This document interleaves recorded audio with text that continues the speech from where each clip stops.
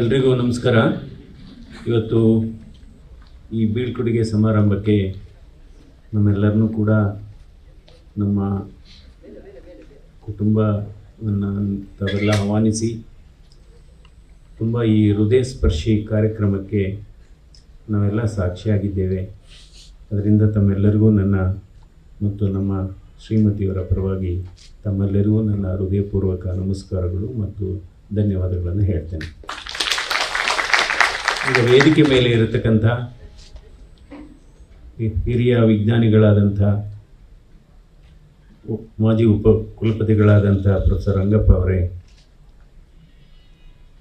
ಮತ್ತು ಆದಿಚುಂಚನಗಿರಿ ಯೂನಿವರ್ಸಿಟಿ ಕುಲಪತಿಗಳಾದಂಥ ಶೇಖರ್ ಅವರೇ, ಪ್ರೊಫೆಸರ್ ಕೃಷ್ಣೇಗೌಡ್ರೆ ಮತ್ತು MMCRI ನಿರ್ದೇಶಕರಾದಂಥ KR ದಾಕ್ಷಾಣಿಯವರೇ ಮತ್ತು ನಮ್ಮ ಸಂಸ್ಥೆಯಲ್ಲಿ ಆಡಳಿತಾಧಿಕಾರಿಯಾಗಿ ಕೆಲಸ ಮಾಡಿರ್ತಕ್ಕಂಥ ದೀರ್ಘವಾಗಿ ನನ್ನ ಜೊತೆ ಕೆಲಸ ಮಾಡಿರ್ತಕ್ಕಂಥ ಶ್ರೀಯುತರಾದಂಥ ಚಿಕ್ತಿಮ್ಮಯ್ಯ ಅವರೇ ಮತ್ತು ಮೈಸೂರು ಜಯದೇವ ಆಸ್ಪತ್ರೆಯಲ್ಲಿ ಪ್ರಾಧ್ಯಾಪಕರಾಗಿ ಹಾಗೂ ಇಲ್ಲಿ ವೈದ್ಯಕೀಯ ಅಧೀಕ್ಷರಾಗಿ ಕೆಲಸ ಮಾಡತಕ್ಕಂಥ ಆತ್ಮೀಯರಾದಂಥ ಡಾಕ್ಟರ್ ಸದಾನಂದ ಅವರೇ, ಶ್ರೀಮತಿ ಅನ್ಸೂಯ ಮಂಜುನಾಥ್ ಅವರೇ ಹಾಗೂ ಇಲ್ಲಿ ನೆರೆದಿರ್ತಕ್ಕಂಥ ಎಲ್ಲ ನನ್ನ ಸಹೋದರ ಸಹೋದರಿ ಸಿಬ್ಬಂದಿ ವರ್ಗದವರೇ ಹಾಗೂ ಇಲ್ಲಿ ನೆರೆದಿರ್ತಕ್ಕಂಥ ಎಲ್ಲ ನಮ್ಮ ಹಿರಿಯ ಪ್ರಾಧ್ಯಾಪಕರಾದಂಥ ಕ್ಯಾಪ್ಟನ್ ವೆಂಕಟೇಶ್ ಅವರಿದ್ದಾರೆ, ಡಾಕ್ಟರ್ ಸೋಸ್ಲೆ ಅವರಿದ್ದಾರೆ, ನಂತರ ತಿರುಮಲಾಚಾರ್ ಕೂಡ ಇದ್ದಾರೆ, ವಾಮದೇವ್ ಇದ್ದಾರೆ. ತಮ್ಮೆಲ್ಲರಿಗೂ ಮತ್ತೊಮ್ಮೆ ನನ್ನ ನಮಸ್ಕಾರಗಳು. ಅಂದರೆ ಇವಾಗಲೇ ನಾವು ಜಯದೇವ ಹೃದ್ರೋಗ ಆಸ್ಪತ್ರೆ ಪಯಣ ಏನು, ಯಾವ ರೀತಿ ಆಯಿತು, ಹೇಗಾಯಿತು, ಕಳೆದ ನಾನು 18 ವರ್ಷದಿಂದ ನಿರ್ದೇಶಕನಾಗಿ ಜಯದೇವ ಆಸ್ಪತ್ರೆ ನಮ್ಮ ಅವಧಿಯಲ್ಲಿ 500% ಪ್ರಗತಿಯನ್ನು ಸಾಧಿಸಿದೆ. ಇದೊಂದು ಐತಿಹಾಸಿಕ ದಾಖಲೆ. ಅಂದರೆ ನಾವು ಇದನ್ನು ನೋಡಿದರೆ ಇಷ್ಟೆಲ್ಲ ಮಾಡೋಕ್ಕಾಯ್ತಾ? ನಾನು ಹಲವಾರು ಕಡೆ ಹೋದಂಥ ಸಂದರ್ಭದಲ್ಲಿ, ನಾನು ಅಮೇರಿಕಾಗೆ ಹೋದಂಥ ಸಂದರ್ಭದಲ್ಲಿ ಅಥವಾ ನಾನು ಫ್ರಾನ್ಸ್ಗೆ ಹೋದಂಥ ಸಂದರ್ಭದಲ್ಲಿ ಅಥವಾ ಇಲ್ಲೇ ನಮ್ಮ ರಾಷ್ಟ್ರೀಯ ಸಮ್ಮೇಳನಕ್ಕೆ ಹೋದಂಥ ಸಂದರ್ಭದಲ್ಲಿ, ಮಂಜುನಾಥ್ ನಿಮಗೆ ಹೇಗೆ ಇದೆಲ್ಲ ಮಾಡೋಕ್ಕೆ ಸಾಧ್ಯ ಆಯಿತು? ಇದು ನಂಬಕ್ಕಾಗೋದಿಲ್ಲ. ಅದು ಸರ್ಕಾರಿ ವ್ಯವಸ್ಥೆಯಲ್ಲಿ ಒಂದು ಪಂಚತಾರ ಖಾಸಗಿ ಆಸ್ಪತ್ರೆಯ ವ್ಯವಸ್ಥೆಯನ್ನು ಮಾಡಲಿಕ್ಕೆ ಹೇಗೆ ಸಾಧ್ಯ ಆಯಿತು? ನೀವೊಂದು ಪುಸ್ತಕ ಬರೀಬೇಕು ಇದರ ಬಗ್ಗೆ. ಇದು ಮುಂದಿನ ಪೀಳಿಗೆಗೆ ಇದು ಒಂದು ಮಾರ್ಗದರ್ಶಕ ಆಗಬೇಕು ಅಂತ ಸುಮಾರು ಜನ ವ್ಯಕ್ತಪಡಿಸಿದ್ದಾರೆ. ನಂತರ ಅದು ಹೇಳಿದ್ದಾರೆ, ಇಷ್ಟು ವರ್ಷ ದೀರ್ಘಕಾಲ ನಿರ್ದೇಶಕರಾಗಿ ಕೆಲಸ ಮಾಡತಕ್ಕಂಥ ಸಂದರ್ಭದಲ್ಲಿ ಇದು ಕೇವಲ ಹೂವಿನ ಹಾಸಿಗೆ ಆಗಿರಲಿಲ್ಲ. ಹಲವಾರು ಮುಳ್ಳುಗಳು, ಹಲವಾರು ಸಂದರ್ಭದಲ್ಲಿ ಅದು ಹೇಳ್ತಾ ಹೋದರೆ ಸುಮಾರು ಜನ ಕಲ್ಲೆಸ್ತಿದ್ದಾರೆ, ಸುಮಾರು ಜನ ಇಟ್ಟಿಗೆ ಎಸ್ತಿದ್ದಾರೆ. ಆದರೆ ಅದೇ ಕಲ್ಲುಗಳು, ಅದೇ ಇಟ್ಟಿಗೆಗಳಿಂದ ಈ ಸಂಸ್ಥೆಗಳನ್ನು ನಾನು ಕಟ್ತಾ ಹೋದೆ, ವಾಪಸ್ ಎಸೆದಿಲ್ಲ. ಅದರಿಂದ ಇವತ್ತು ಎಲ್ಲ ಸರ್ಕಾರಗಳು ಕೂಡ ನಮಗೆ ಸಹಕಾರ ಕೊಟ್ಟಿದೆ. ಈಗಿರತಕ್ಕಂಥ ಸರ್ಕಾರ, ಇಂದಿನ ಸರ್ಕಾರಗಳು. ಏಕೆಂದರೆ 2006ನೇ ಇಸ್ವಿನಲ್ಲಿ ಆವಾಗ ಧರಮ್ ಸಿಂಗ್ ಅವರು ನಮಗೆ ಮುಖ್ಯಮಂತ್ರಿಗಳಾಗಿದ್ದರು. ಆವಾಗ ನನಗೊಂದು ಮಾತು ಹೇಳಿದರು, ಅವ್ರಿಗೆ ಥ್ಯಾಂಕ್ಸ್ ಹೇಳಲಿಕ್ಕೆ ಹೋಗಿದ್ವಿ ಸೆಲೆಕ್ಷನ್ ಆದಮೇಲೆ. ಸಂಸ್ಥೆಯ ಬಗ್ಗೆ ವಿಶ್ವಾಸ ಇಲ್ಲ, ಜನರಲ್ಲಿ ವಿಶ್ವಾಸ ಹೊರಟೋಗಿದೆ. ಈ ಸಂಸ್ಥೆಯನ್ನು ನಿಮ್ಮ ಕೈಗೆ ಇಡ್ತಾ ಇದ್ದೀವಿ, ಇದನ್ನು ತಾವು ಬೆಳೆಸಬೇಕು. ಅಂದರೆ ಈ ಸಂಸ್ಥೆ, ಈ ಚರಿತ್ರೆ, ಅಂದರೆ ಇದರ ಸಂಸ್ಥಾಪಕ ನಿರ್ದೇಶಕರು ಚಿನ್ನಯ್ಯನವರು, ಬೆಂಗಳೂರಿನಲ್ಲಿ ಜಯದೇವ ಅವ್ರನ್ನೆಲ್ಲ ನೆನೆಬೇಕಾದ. ನಂತರ M ಗುರಪ್ಪ ಅವರು ಬಂದರು, ಅವರ ಕೊಡುಗೆ ಎಲ್ಲರೂ ಕೂಡ ಕೊಡುಗೆ ಕೊಟ್ಟಿದ್ದಾರೆ. ನಂತರ ಚಿಕ್ಕಲಿಂಗೇಗೌಡರು ಬಂದರು, ನಂತರ ಪ್ರಭುದೇವ್ ಅವರು ಬಂದರು. ಆದರೆ 2006ನೇ ಇಸ್ವಿನಲ್ಲಿ ನಾನು ಜಯದೇವ ಆಸ್ಪತ್ರೆ ನಿರ್ದೇಶಕನಾಗಿ ನಾನು ಅಧಿಕಾರ ವಹಿಸಿಕೊಂಡೆ. ನನಗೆ ಒಂದು ಕನಸಿತ್ತು, ಈ ಸರ್ಕಾರಿ ವ್ಯವಸ್ಥೆ ಸ್ವಾಯತ್ತ ಸಂಸ್ಥೆಯನ್ನು ಪಂಚತರ ಖಾಸಗಿ ಆಸ್ಪತ್ರೆ ಮಟ್ಟಕ್ಕೆ ಬೆಳೆಸಿ ನಿರ್ವಹಣೆ ಮಾಡಿ ಈ ರಾಜ್ಯಕ್ಕೆ ರಾಷ್ಟ್ರಕ್ಕೆ ತೋರಿಸಬೇಕು ಅನ್ನೋ ಕನಸಿತ್ತು. ಅದರಲ್ಲಿ ಸಂಪೂರ್ಣ ಯಶಸ್ವಿಯಾಗಿದ್ದೇವೆ ನಾವು. ಅಂದರೆ ಇದು ನಾನು ಅಂತ ನಾನು ಯಾವಾಗಲೂ ಹೇಳಲ್ಲ, ನಾವು ಮಾಡಿದ್ದೇವೆ, ನಾವು ಮಾಡಿದ್ದೇವೆ ಅಂತಲೇ ಹೇಳ್ತೀನಿ ನಾನು. ಏಕೆಂದರೆ ನಾನು ಅನ್ನೋದು ಅಹಂಕಾರ ಅಂತ ಹೇಳ್ತಾರೆ, ನಾವು ಅನ್ನೋದು ಅಲಂಕಾರ ಅಂತ ಹೇಳ್ತಾರೆ. ಅದರಿಂದ ಯಾವಾಗಲೂ ಅಷ್ಟೇ ನಾವು ಮಾಡಬೇಕಾದ್ರೆ ನಾವು ಅಂತಲೇ ಹೇಳಬೇಕಾಗತ್ತೆ. ಇವಾಗ ಚಿಕ್ತಿಮಯ್ಯವ್ರು ಹೇಳ್ತಾ ಇದ್ರು, ನಾರಿನ ಜೊತೆ ಹೂವಿನ ಜೊತೆ ನಾರು ಕೂಡ ಹೋಯಿತು ಅಂತ. ಅದರ ಒಂದು ಕತೆ ಇದೆ. ಯಾರೂ ಕೂಡ ಎಲ್ಲರೂ ಹೂವೇನೆ, ಎಲ್ಲರೂ ನಾರೇನೆ. ಅದು ಕೊನೆಗೆ ಈಗೇನು ಹೇಳ್ತೀವಿ, ಹೂವಿನ ಜೊತೆ ನಾರು ಸ್ವರ್ಗಕ್ಕೆ ಹೋಯ್ತು ಅಂತ ಹೇಳ್ತಾರೆ. ಅಲ್ಟಿಮೇಟ್ಲಿ ಉಳಿದಿದ್ದೇ ನಾರು, ಹೂವು ಕೊಳ್ತೋಗ್ಬಿಡುತ್ತೆ ಎಷ್ಟೋ ಸರಿ. ಅದರಿಂದ ನಾರಿಗೂ ಕೂಡ ಬಹಳ ಪ್ರಾಮುಖ್ಯತೆ ಇದೆ. ಇವತ್ತು ಇದೆಲ್ಲ ಹೇಗೆ ನಾವು ಅನುದಾನ ಅಂತ ಹೇಳ್ತೇವೆ. ಅನುದಾನ ಬೇಕು, ಆದರೆ ಅನುದಾನಕ್ಕಿಂತ ಬಹಳ ಮುಖ್ಯವಾದದ್ದು ಅನುಷ್ಠಾನಕ್ಕಿಂತ ಮುಖ್ಯವಾದದ್ದು ನಿರ್ವಹಣೆ. ಸೊ ಅಲ್ಲಿಗೆ ಅನುದಾನನೂ ಇರಬೇಕು, ಅನುಷ್ಠಾನನೂ ಇರಬೇಕು, ಅದರ ಜೊತೆಗೆ ನಿರ್ವಹಣೆಯೂ ಇರಬೇಕು. ಆಗ ನಾವು ಸಮರ್ಪಕವಾಗಿ ಒಂದು ಆಸ್ಪತ್ರೆಯನ್ನು ನೀಡಲಿಕ್ಕೆ ಸಂಸ್ಥೆ ಆಗಿದೆ. ಇವತ್ತು ಎಲ್ಲ ಸರ್ಕಾರಗಳು, ಈಗಿನ ಸರ್ಕಾರ ಸೇರಿ ಜಯದೇವ ಆಸ್ಪತ್ರೆ ಇವತ್ತು ಎಲ್ಲ ಸರ್ಕಾರಿ ಆಸ್ಪತ್ರೆಗಳಿಗೆ ಮಾದರಿ ಅಂತ ಪುನರುಚ್ಚನೆ ಮಾಡ್ತಾನೇ ಇದ್ದಾರೆ. ಅಂದರೆ ಜಯದೇವ ಆಸ್ಪತ್ರೆಯಲ್ಲಿ ಇಷ್ಟು ಗುಣಮಟ್ಟದ ಚಿಕಿತ್ಸೆ ಸಿಗಬೇಕಾದ್ರೆ ಬೇರೆ ಆಸ್ಪತ್ರೆಗಳಲ್ಲಿ ಯಾಕಾಗಲ್ಲ ಅಂತ ಈಗಿನ ಸನ್ಮಾನ್ಯ ಮುಖ್ಯಮಂತ್ರಿಗಳು ಸಿದ್ದರಾಮಯ್ಯವರು ಕೂಡ ಹಲವಾರು ಬಾರಿ ಹೇಳಿದ್ದಾರೆ, ಎಲ್ಲ ಅಧಿಕಾರಿಗಳು ಹೇಳಿದ್ದಾರೆ. ಮೊನ್ನೆ ಒಬ್ಬರು ಚೀಫ್ ಸೆಕ್ರೆಟರಿ ಹೇಳಿದರು ನನಗೆ, KRSಗೆ ಹೋಗ್ತಾ ಇದ್ವಿ, ಮಂಜುನಾಥ್ ಈ ಮೈಸೂರು ಜಯದೇವ ಆಸ್ಪತ್ರೆ ಮೇಲೆ ಜಯದೇವ ಆಸ್ಪತ್ರೆ ಅಂತ ಏನಾದರೂ ನಾಮಫಲಕ ಇಲ್ಲದೆ ಇದ್ದರೆ ನಾವು ಇದು ಯಾವುದನ್ನೋ ಮಲ್ಟಿನ್ಯಾಷನಲ್ ಕಂಪನಿ ಏನೋ ಅಂತ ಅನ್ಕೋತಾ ಇದ್ವಿ. ಅಷ್ಟು ಚೆನ್ನಾಗಿದೆ ಇದು ಕಟ್ಟಡ, ಇದು ವಿನ್ಯಾಸ ಆಗಿದೆ. ಅಂದರೆ ಈ ಆಸ್ಪತ್ರೆ ಯಾವಾಗಲೂ ಅಷ್ಟೇ, ಆಸ್ಪತ್ರೆ ಅಂದರೆ ಕೇವಲ ನಾವು ಅಂದ್ಕೊಳ್ಳೋದು ಇದು ಬೇರೆ ರೀತಿಯ ಕಟ್ಟಡ ಅಲ್ಲ, ಅದು ಪ್ರತಿಯೊಬ್ಬರಲ್ಲೂ ಮನಸ್ಸಲ್ಲಿ ಉಳಿಬೇಕಿದು. ಕೇವಲ ಆಸ್ಪತ್ರೆಗಳು ಅಂದರೆ ಇದನ್ನು ಇಟ್ಟಿಗೆ ಆಗ್ಬೋದು, ಕಬ್ಬಿಣ ಆಗ್ಬೋದು, ಸಿಮೆಂಟ್ ಆಗ್ಬೋದು, ಅದು ಅಷ್ಟರಲ್ಲೇ ಮಾತ್ರ ಕಟ್ಟಿರಲ್ಲ. ಈ ಗೋಡೆಗಳಲ್ಲಿ ಹೃದಯ ಇದೆ, ಮಾನವೀಯತೆ ಇದೆ, ಅದರ ಜೊತೆಗೆ ಅಲ್ಲಿ ಹಲವಾರು ಲಕ್ಷಾಂತರ ರೋಗಿಗಳ ಪ್ರಾರ್ಥನೆ ಇದೆ. ಅದನ್ನು ಅರ್ಥ ಮಾಡ್ಕೋಬೇಕಾಗುತ್ತೆ. ಇದರಿಂದ ಅದಕ್ಕೆ ನಾವು ಆಸ್ಪತ್ರೆಗಳನ್ನು ದೇವಸ್ಥಾನ ಅಂತ ಕರೆಯೋದು, ಆ ದೃಷ್ಟಿನಲ್ಲೇ ನಾವು ದೇವಸ್ಥಾನ ಅಂತ ಕರೆಯೋದು. ಮೈಸೂರಿನ ಜಯದೇವ ಆಸ್ಪತ್ರೆ ಇತಿಹಾಸಕ್ಕೆ ನಾವು ಹಿಂದಿನ ಜರ್ನಿ ನೋಡೋದಾದರೆ 2010ರಲ್ಲಿ ಹಿಂದಿನ ಸರ್ಕಾರ ಮೈಸೂರಲ್ಲಿ ಒಂದು ಜಯದೇವ ಆಸ್ಪತ್ರೆಯ ಘಟಕವನ್ನು ತೆರಿಬೇಕು ಅಂತ ಬಜೆಟಲ್ಲಿ ಘೋಷಣೆ ಮಾಡಿದರು. ಆ ಸಂದರ್ಭದಲ್ಲಿ ಕೊಟ್ಟಂಥ ಅನುದಾನ 5 ಕೋಟಿ ರೂಪಾಯಿ. ಅವತ್ತು ನಮಗೆ ಖರ್ಚಾಗಿದ್ದು 17 ಕೋಟಿ. ಈಗಾಗಲೇ ನಮ್ಮ ಡಾಕ್ಟರ್ KR ದಾಕ್ಷಾಣಿ ಹೇಳಿದರು. ಸೊ ಎಲ್ಲಿ ಮಾಡೋದು ಅಂತ ತೀರ್ಮಾನ ಆಯಿತು. ನಾನು KR ಆಸ್ಪತ್ರೆ ಅದೊಂದು ಒಂದು ಕಟ್ಟಡ ಇದೆ, ಅಲ್ಲಿ ಸ್ಪೆಷಲ್ ವಾರ್ಡ್ ಹಿಂದ್ಗಡೆ ಇದೆ. ಅದು ಸ್ವಲ್ಪ ಶಿಥಿಲ ಆಗಿತ್ತು, ಅದು ಕಟ್ಟಡ ಏನೋ ಬಿದ್ದೋಗ್ಬೋದು ಹಾಗೆ ಹೀಗೆ ಅಂತ. ನಾನು ಫಸ್ಟ್ ಡೇ ಇನ್ಸ್ಪೆಕ್ಷನಿಗೆ ಬಂದಾಗಲೇ ಹೇಳಿದರು, ಸರ್ ಇದು ಬೀಳ್ಬೋದು ಅಂತ. ನಾನು ಹೇಳಿದೆ, ಬಿದ್ದರೂ ಬೀಳಲಿ ಬಿಡಿ, ಪರವಾಗಿಲ್ಲ. ಅಂದರೆ ಅಲ್ಲಿ ಯಾವ ರೀತಿ ನಕಾರಾತ್ಮಕ ಭಾವನೆ ಉಳ್ಳವರು, ಯಾವಾಗಲೂ ನಾವು ಸಕಾರಾತ್ಮಕ ಭಾವನೆ ಉಳ್ಳವರಾಗಬೇಕು, ಬಹಳ ಮುಖ್ಯವಾದದ್ದು. ನನ್ನ ಅರ್ಥದಲ್ಲಿ ಯಾವುದೇ ಕೆಲಸ ಆಗ್ಬೋದು. ಈಗ ನಾವು ಅಧಿಕಾರದಲ್ಲಿರ್ತೀವಿ, ಇದೆಲ್ಲ ದೇವ್ರು ಕೊಟ್ಟ ಅವಕಾಶ. ಆ ಸಂದರ್ಭದಲ್ಲಿ ಎಷ್ಟು ಜನರಿಗೆ ಸಹಾಯ ಮಾಡಲಿಕ್ಕೆ ಸಾಧ್ಯ ಮಾಡಿಬಿಡ್ಬೇಕು ನಾವು.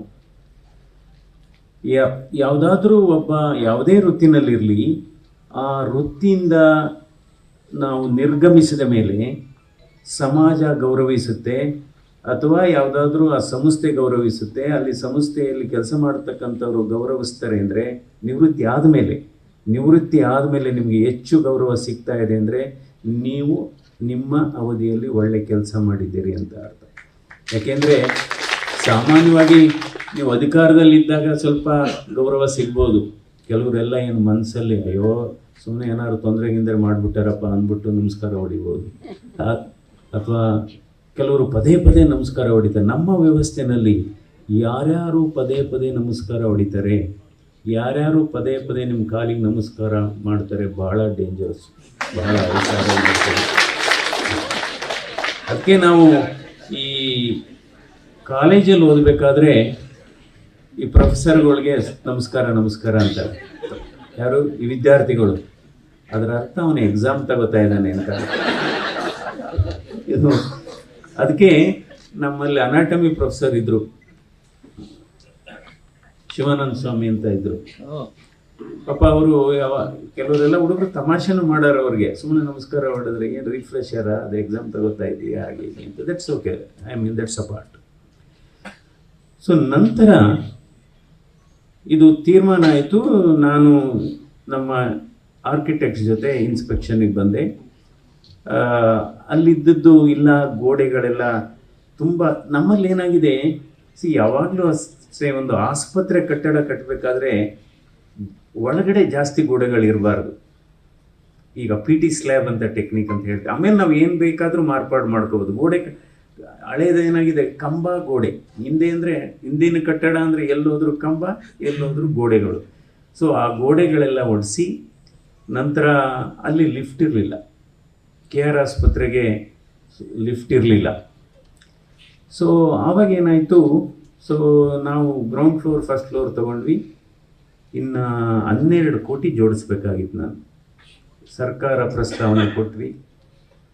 ಎಷ್ಟೋ ಸರಿ ಈ ಕಡತ ಅಂದರೆ ಫೈಲ್ ತಾನೆ, ಆ ಫೈಲ್ ದಪ್ಪ ಆದಂಗೆ ಅದರಲ್ಲಿ ಅದು ಕೆಲಸ ಆಗ್ತಾ ಇಲ್ಲ ಅಂತ ಅರ್ಥ. ಸೊ ಫೈಲ್ ಸಣ್ಣ ಇದ್ದರೆ ಕೆಲಸ ಆಗ್ತಾ ಇದೆ ಅಂತ ಅರ್ಥ. ನನ್ನ ಅವಧಿನಲ್ಲಿ ಯಾವುದೂ ಕೂಡ 4 ಪೇಜ್ ಮೇಲೆ ಒಂದು ಫೈಲು ಇಲ್ಲ, 4 ಫೈಲು ಇಲ್ಲ. ಅದಕ್ಕೆ ಎಷ್ಟೋ ಸರಿ ನಾನು ಹೇಳಿದ್ದೀನಿ, ಈ ಫೈಲ್ಸ್ನ ಇಟ್ಕೋಬೇಡಿ. ನಾವು ಯಾವ ರೀತಿ ಅಡ್ಮಿನಿಸ್ಟ್ರೇಷನ್ ಮಾಡಿದ್ದೀನಿ ನಾನು ಅಂದರೆ, ನಾನು ನಿರ್ದೇಶಕನಾಗಿ, ಡೈರೆಕ್ಟ್ರಾಗಿ, ಡಾಕ್ಟ್ರಾಗಿ ಕೆಲಸ ಮಾಡಿದ್ದೀನಿ, ಆರ್ಕಿಟೆಕ್ಟಾಗಿ ಕೆಲಸ ಮಾಡಿದ್ದೀನಿ, ಇಂಜಿನಿಯರಾಗಿ ಕೆಲಸ ಮಾಡಿದ್ದೀನಿ, ಫಿಲಾಂಥ್ರಫಿಸ್ಟ್ ಆಗಿ ಕೆಲಸ ಮಾಡಿದ್ದೀನಿ, ಕೌನ್ಸಿಲರ್ ಆಗಿ ಕೌನ್ಸಿಲರ್ ಅಂದರೆ ಸಾಂತ್ವನ ಹೇಳೋದು. ಈ BBMP ಕಾರ್ಪೊರೇಷನ್ ಕೌನ್ಸಿಲರ್ ಅಲ್ಲ, ಅದು ಸ್ವಲ್ಪ ಅಪಾಯ ಅನಿಸುತ್ತದೆ. ಅಂದರೆ ನಾವು ಯಾವಾಗಲೂ ಅಷ್ಟೇ ಯಾವುದೇ ಒಂದು ನೋಡಬೇಕಾದ್ರೆ ಸಕಾರಾತ್ಮಕವಾಗಿ ನೋಡಬೇಕು ನಾವು. ಹೇಗೆ ಈಗ ನೀವೇನಾದರೂ ಒಂದು ಆಡಳಿತಾತ್ಮಕವಾಗಿ ನೋಡಬೇಕಾದ್ರೆ, ಈಗ ನಮ್ಮ ವ್ಯವಸ್ಥೆ ಹೇಗಿರುತ್ತೆ, ಆಸ್ಪತ್ರೆಗಳ ವ್ಯವಸ್ಥೆ ಹೇಗಿರುತ್ತೆ ಅಂದರೆ, ಆಯಿತು, ಇದು ಗವರ್ನಿಂಗ್ ಕೌನ್ಸಿಲ್ ಅಂತ ಇರುತ್ತೆ, ಅದು ಪಾಲಿಸಿ ಡಿಸಿಷನ್ಸು. ನಂತರ CAO ಇರ್ತಾರೆ, ಫೈನಾನ್ಷಿಯಲ್ ಅಡ್ವೈಸರ್ ಇರ್ತಾರೆ, ಮೆಡಿಕಲ್ ಸೂಪರಿಂಟೆಂಟು. ಇದು ಆರ್ಗಾನೋಗ್ರಾಮ್ ಆಫ್ ದಿ ಅಡ್ಮಿನಿಸ್ಟ್ರೇಷನ್. ನಾನು ಯಾವ ರೀತಿ ನಾನು ಮಾಡಿದ್ದೀನಿ ಅಂದರೆ, ನಾನು ನೋಡ್ತಿದ್ದೆ ಫೈಲು ಸಂಜೆ 5 ಗಂಟೆ ಮೇಲೆ. ಅಲ್ಲಿ ತನಕ ಬರೀ ಪೇಷಂಟ್ಸು. ಕೆಲವರೆಲ್ಲ ಬಂದರು, ಡೈರೆಕ್ಟ್ರು ಸರ್ ನೀವು ಪೇಷಂಟ್ ನೋಡ್ತೀರಾ, ಯಾಕೆ ನೋಡಬಾರ್ದ? ಆಮೇಲೆ ಅಂದರೆ ಪ್ರೊಸೀಜರ್ಸು ಆಯಿತು. ಕೆಲವು ಸಂದರ್ಭದಲ್ಲಿ ಮೊದಲಷ್ಟು ಮಾಡೋಕ್ಕಾಗಲಿಲ್ಲ, but I continue to do procedures also. So ಆ ರೀತಿ ಅಂದರೆ ತೀರ್ಮಾನ ಯಾವ ರೀತಿ ತಗೋಬೇಕು, ಏನಾದರೂ ಅಂದರೆ 4 ಜನ ಕೂತ್ಕೊಂಡು ನಾವು ಒಂದೇ ಸಲ ತೀರ್ಮಾನ ಎಲ್ಲ ನನ್ನ ಮುಂದೆನೇ ಎಲ್ಲರೂ 4 ಜನನೂ ಸೈನ್ ಮಾಡಬೇಕು, ಅಲ್ಲಿ ಮುಗೀತು. ಸೊ ಅದರಿಂದ ಯಾಕೆಂದರೆ ಯಾವಾಗಲೂ ಅಷ್ಟೇ, ಎಷ್ಟೋ ಸರಿ ನಮ್ಮ ವ್ಯವಸ್ಥೆಯಲ್ಲಿ 1 ನಿಮಿಷದಲ್ಲಿ ಆಗ ಕೆಲಸ 1 ವರ್ಷ ತಗೋಬೋದು, ಅಥವಾ ತಗೊಳ್ದೇನೆ ಇರ್ಬೋದು. 1 ವರ್ಷ ಆಗ ಕೆಲಸ ಆಗದೇನೆ ಇರ್ಬೋದು. ನಂತರ ಏನಾಯಿತು, 12 ಕೋಟಿನ ನಾನು ಹೊಂದಿಸಿ ಕೊನೆಗೆ ಜಯದೇವ ಆಸ್ಪತ್ರೆ ಘಟಕವನ್ನು KR ಆಸ್ಪತ್ರೆಯಲ್ಲಿ ಓಪನ್ ಮಾಡಿದ್ವಿ. ನಾನು ಜಸ್ಟು ಅದರಲ್ಲಿ ಕ್ಯಾತ್ ಲ್ಯಾಬ್ ಇತ್ತು, ಆಂಜಿಯೋಪ್ಲಾಸ್ಟಿ ಮಾಡುವಾಗ ಫಸ್ಟ್ ಕೇಸು ನಾನು ಮಾಡಬೇಕು. ಅವ್ರು ಹೇಳಿದರು, ಉದ್ಘಾಟನೆ ಮೊದಲನೇ ಆಂಜಿಯೋಪ್ಲಾಸ್ಟಿ ನೀವೇ ಮಾಡಿ ಸರ್ ಅಂತ. ಅದು ಮಾಡಬೇಕಾದ್ರೆ ಅದು ಮಿಷಿನ್ನು ಆನ್ ಆಗಲೇ ಇಲ್ಲ. ನಾನು ವಾಶ್ ಮಾಡ್ಕೊಂಡಿದ್ದೀನಿ, ಡ್ರೆಸ್ ಹಾಕ್ಕೊಂಡು ವಾಶ್ ಮಾಡ್ಕೊಂಡಿದ್ದೀನಿ. 45 ಮಿನಿಟ್ಸ್ ಆನ್ ಆಗಲೇ ಇಲ್ಲ ಅದು. ಎಲ್ಲ ಅವರು ಕಂಪ್ನಿಯವರು ಇವರೆಲ್ಲ ನಡುತ್ತಾ ಇದ್ದಾರೆ ಹಾಗೆ ಹೀಗೆ ಅಂತ ನಾನು ಹೇಳಿದೆ. ಕೊನೆಗೆ 50th ಮಿನಿಟಲ್ಲಿ ಅದು ಆನ್ ಆಯಿತು. We did the procedure. ಆ ಕಂಪ್ನಿಯವರೆಲ್ಲ ನನ್ನ ಕಾಲಿಗೆ ಬಿದ್ದರು. ಅಲ್ಲ ಸರ್, ನಾವೆಲ್ಲ ಎದುರು ಹೋಗಿದ್ವಿ, ನೀವು ಒಂದೂ ಮಾತಾಡಲಿಲ್ಲ, ನೀವು 45-50 ನಿಮಿಷ ಕಾಯ್ತಾನೆ ಇದ್ರಿ, ನನಗೇನು ಫಸ್ಟ್ ಕೇಸು ಸರಿಯಾಗಬೇಕು, ತಡ ಆದರೂ ಪರವಾಗಿಲ್ಲ. ಸೊ ಆ ರೀತಿ ಶುರುವಾಯಿತು. ಆಮೇಲೆ ಈ ಲಿಫ್ಟ್ ವಿಚಾರಕ್ಕೆ ಬಂದಾಗ ಏನಾಯಿತು, ಅದು 4 ಸ್ಟೋರಿಡ್ ಬಿಲ್ಡಿಂಗು. KR ಆಸ್ಪತ್ರೆಯವರು ಬಂದು, ಸರ್ ನಮಗೆ ಲಿಫ್ಟ್ ಇಲ್ಲ, ನಾವು ನಮಗೊಂದು ಹಾಕಿಸ್ಕೊಂಡಿದ್ವಿ, ನಮಗೊಂದು ಹಾಕಿಸ್ಕೊಡಿ ಅಂತ. ಅದಕ್ಕೇನಾಯಿತು, ಮಾಮೂಲಿ ಆಡಳಿತಾತ್ಮಕ, ಇದು ಜಯದೇವ ಆಸ್ಪತ್ರೆ ಆಲ್ರೆಡಿ ಒಂದಿದೆ, KR ಆಸ್ಪತ್ರೆಗೆ ಹೆಂಗೆ ಹಾಕೋದು ಹಾಗೆ ಹೀಗೆ ಅಂತ. ಸೊ ಆವಾಗ ನಾನು ಮಾಡಿಕೊಂಡೆ, KR ಆಸ್ಪತ್ರೆನೂ ಸರ್ಕಾರಿ ಆಸ್ಪತ್ರೆ, ಅದು ಮೈಸೂರು ಮೆಡಿಕಲ್ ಕಾಲೇಜು, ಅದು ವೈದ್ಯಕೀಯ ಇಲಾಖೆಗೆ ಬರೋದು, ಆಯ್ತು ಹಾಕಿಸ್ಕೊಡೋಣ ಬಿಡಿ ಅಂತ. ಸೊ ಅಲ್ಲಿಗೆ ಅದನ್ನು ಹಾಕಿಸ್ಕೊಟ್ಟು ಅವರೇನು ಹೇಳಿದರು, ಸರ್ ಇದನ್ನೆಲ್ಲ ನಿರ್ವಹಣೆ ಮಾಡೋಕ್ಕೆ ನಮ್ಗೆ ಆಗ್ತಾಯಿಲ್ಲ, ನೀವೇ ಅದು ಮಾಡಬೇಕು ಅಂತ. ಆಯಿತು, ಅದು ಮಾಡೋಣ. ಅಂದರೆ ಯಾವಾಗಲೂ ಅಷ್ಟೇ ಒಂದು ಜನರಾಸಿಟಿ, ಉದಾರತೆ ಇರಬೇಕಾಗುತ್ತೆ. ಈಗೇನೋ ಬೇರೆ ಪ್ರೈವೇಟವ್ರಿಗೆ ಮಾಡಿಸ್ಕೊಳ್ಬೇಕಾದ್ರೆ ಇದೆಲ್ಲ ಮಾಡಲಿಕ್ಕೆ ಏನು ಸಾಧ್ಯ ಅಂದರೆ, your intentions are pure, there is clarity of mind, purity in heart. Clarity of mind, purity in heart, ಅದು ಬಹಳ ಮುಖ್ಯವಾದದ್ದು. ಅದರ್ವೈಸು ನಂತರ ಆಗ ಡಾಕ್ಟರ್ ಸದಾನಂದ್ ಅವರು KR ಆಸ್ಪತ್ರೆಯಲ್ಲಿ ಅಸಿಸ್ಟೆಂಟ್ ಪ್ರೊಫೆಸರ್ ಆಗಿದ್ದರು. ಸೊ ಇಲ್ಲಿ ಹೃದ್ರೋಗ ತಜ್ಞರನ್ನ ನಾನು ಆಯ್ಕೆ ಮಾಡಬೇಕಾಗಿತ್ತು. ಸೊ ಅವ್ರಿಗೆ ನಾನೇನು ಹೇಳಿದೆ, ಅಲ್ಲಿ ರಿಸೈನ್ ಮಾಡಿಬಿಡಿ, ನಾವು ಇಲ್ಲಿ ತೊಗೊತೀವಿ ಅಂತ. ಪಾಪ ಅವ್ರಿಗೆ ಕಷ್ಟ, ಇದೇನು ಇಷ್ಟೊಂದು ಸುಲಭವಾಗಿ ಹೇಳ್ತಾ ಇದ್ದಾರಲ್ಲ, ರಿಸೈನ್ ಮಾಡಿ ಹೆಂಗೆ ತೊಗೊಳಕ್ಕಾಗುತ್ತೆ, ಆಗಿಲ್ಲ ನಾನು 100% ಐ ವಿಲ್ ಅಪಾಯಿಂಟ್ ಯು ಅಂತ. ಸೊ ನಂತರ ಅಡ್ವರ್ಟೈಸ್ ಮಾಡಿ ತೊಗೊಂಡ್ವಿ. ಇವತ್ತು ಮೈಸೂರು ಜಯದೇವ ಆಸ್ಪತ್ರೆಯ ನೇತೃತ್ವವನ್ನು ಕಳೆದ ಸುಮಾರು 13 ವರ್ಷದಿಂದ ತುಂಬ ಸಮರ್ಪಕವಾಗಿ ಮಾಡಿ ಅವ್ರನ್ನ ನಿಜವಾಗ್ಲೂ ಅದು ಯಾವುದೋ ಪತ್ರಿಕೆಯಲ್ಲಿ ಬರೆದಿದ್ದು, ಮೈಸೂರು ಜಯದೇವದ ಮಂಜುನಾಥ ಅಂತಲೇ ಬರೆದಿದ್ದರು. ಭಾಳ ಖುಷಿ ಅವ್ರಿಗೂ ಇದೆ, ತುಂಬ ತಾಳ್ಮೆ ಇದೆ. ಯಾಕೆಂದರೆ ಈ ತಾಳ್ಮೆ ಬಗ್ಗೆ ಕೃಷ್ಣೇಗೌಡರು ಹೇಳಿದರು, ಮನುಷ್ಯನ ನಿಜವಾದ ಸೂಪರ್ ಪವರ್ ಅಂದರೆ ತಾಳ್ಮೆ. ಅದರಲ್ಲೂ ಕೂಡ ನಿಮ್ಮ ಬೆನ್ನ ಹಿಂದೆ ಮಾತಾಡಿದವರು, ನಿಮ್ಮ ಬೆನ್ನ ಮುಂದೆ ಬಂದಂಥ ಸಂದರ್ಭದಲ್ಲಿ ಅವರನ್ನು ಸತ್ಕಾರ ಮಾಡೋದಿದೆಯಲ್ಲ, ಅದು ನಿಜವಾದ ವ್ಯಕ್ತಿತ್ವ ಅಂತಲೇ ಹೇಳಬೇಕಾಗಿದೆ. ಎಷ್ಟೋ ಸರಿ ನಾನು ನೋಡಿದ್ದೀನಿ, ನನ್ನ ಮುಂದೆ ಬರ್ತಾರೆ ಕೆಲವರು, ಏನೋ ಒಂದು 5 ನಿಮಿಷದಿಂದ ಪಿಟಿಷನ್ ಬರೆದು ಬಂದಿರ್ತಾರೆ. ನಾನು ಅವ್ರಿಗೆ ಕಾಫಿ ಕೊಡ್ತೀನಿ, ಬಹಳ ಬೇಜಾರು ಮಾಡ್ಕೊಂಡು ಹೋಗಿದ್ದಾರೆ ಎಷ್ಟೋ ಜನ, ಇದೇನು ನನ್ನನ್ನು ಇಷ್ಟು ಸತ್ಕರಿಸ್ಬಿಟ್ರಲ್ಲ ಹಾಗೆ ಹೀಗೆ. ಅದರಿಂದ ಯಾವಾಗಲೂ ಅಷ್ಟೇ ಟೀಕೆಗಳು ಸಾಯ್ತವೆ, ಆದರೆ ಸಾಧನೆಗಳು ಅಮರವಾಗಿ ಉಳಿಯುತ್ತೆ ಯಾವಾಗಲೂ ಅಷ್ಟೇ. ಸೊ ನಾವು ಮಾಡುವ ನಮ್ಮ ಕೆಲಸವನ್ನು ನಾವು ಪ್ರೀತಿಸಬೇಕು. ನಾವು ಇವತ್ತು ಈ ಸಂಸ್ಥೆ ಇಷ್ಟು ಅದ್ಭುತವಾಗಿ ಕೆಲಸ ಮಾಡಬೇಕಾದ್ರೆ ಕೇವಲ ನನ್ನ ಒಬ್ಬನಿಂದ ಆಗಿಲ್ಲ. ನಾನು ನಾಯಕತ್ವವನ್ನು ಕೊಟ್ಟಿದ್ದೇನೆ, ಮುಂದಾಳತ್ವವನ್ನು ಕೊಟ್ಟಿದ್ದೇನೆ.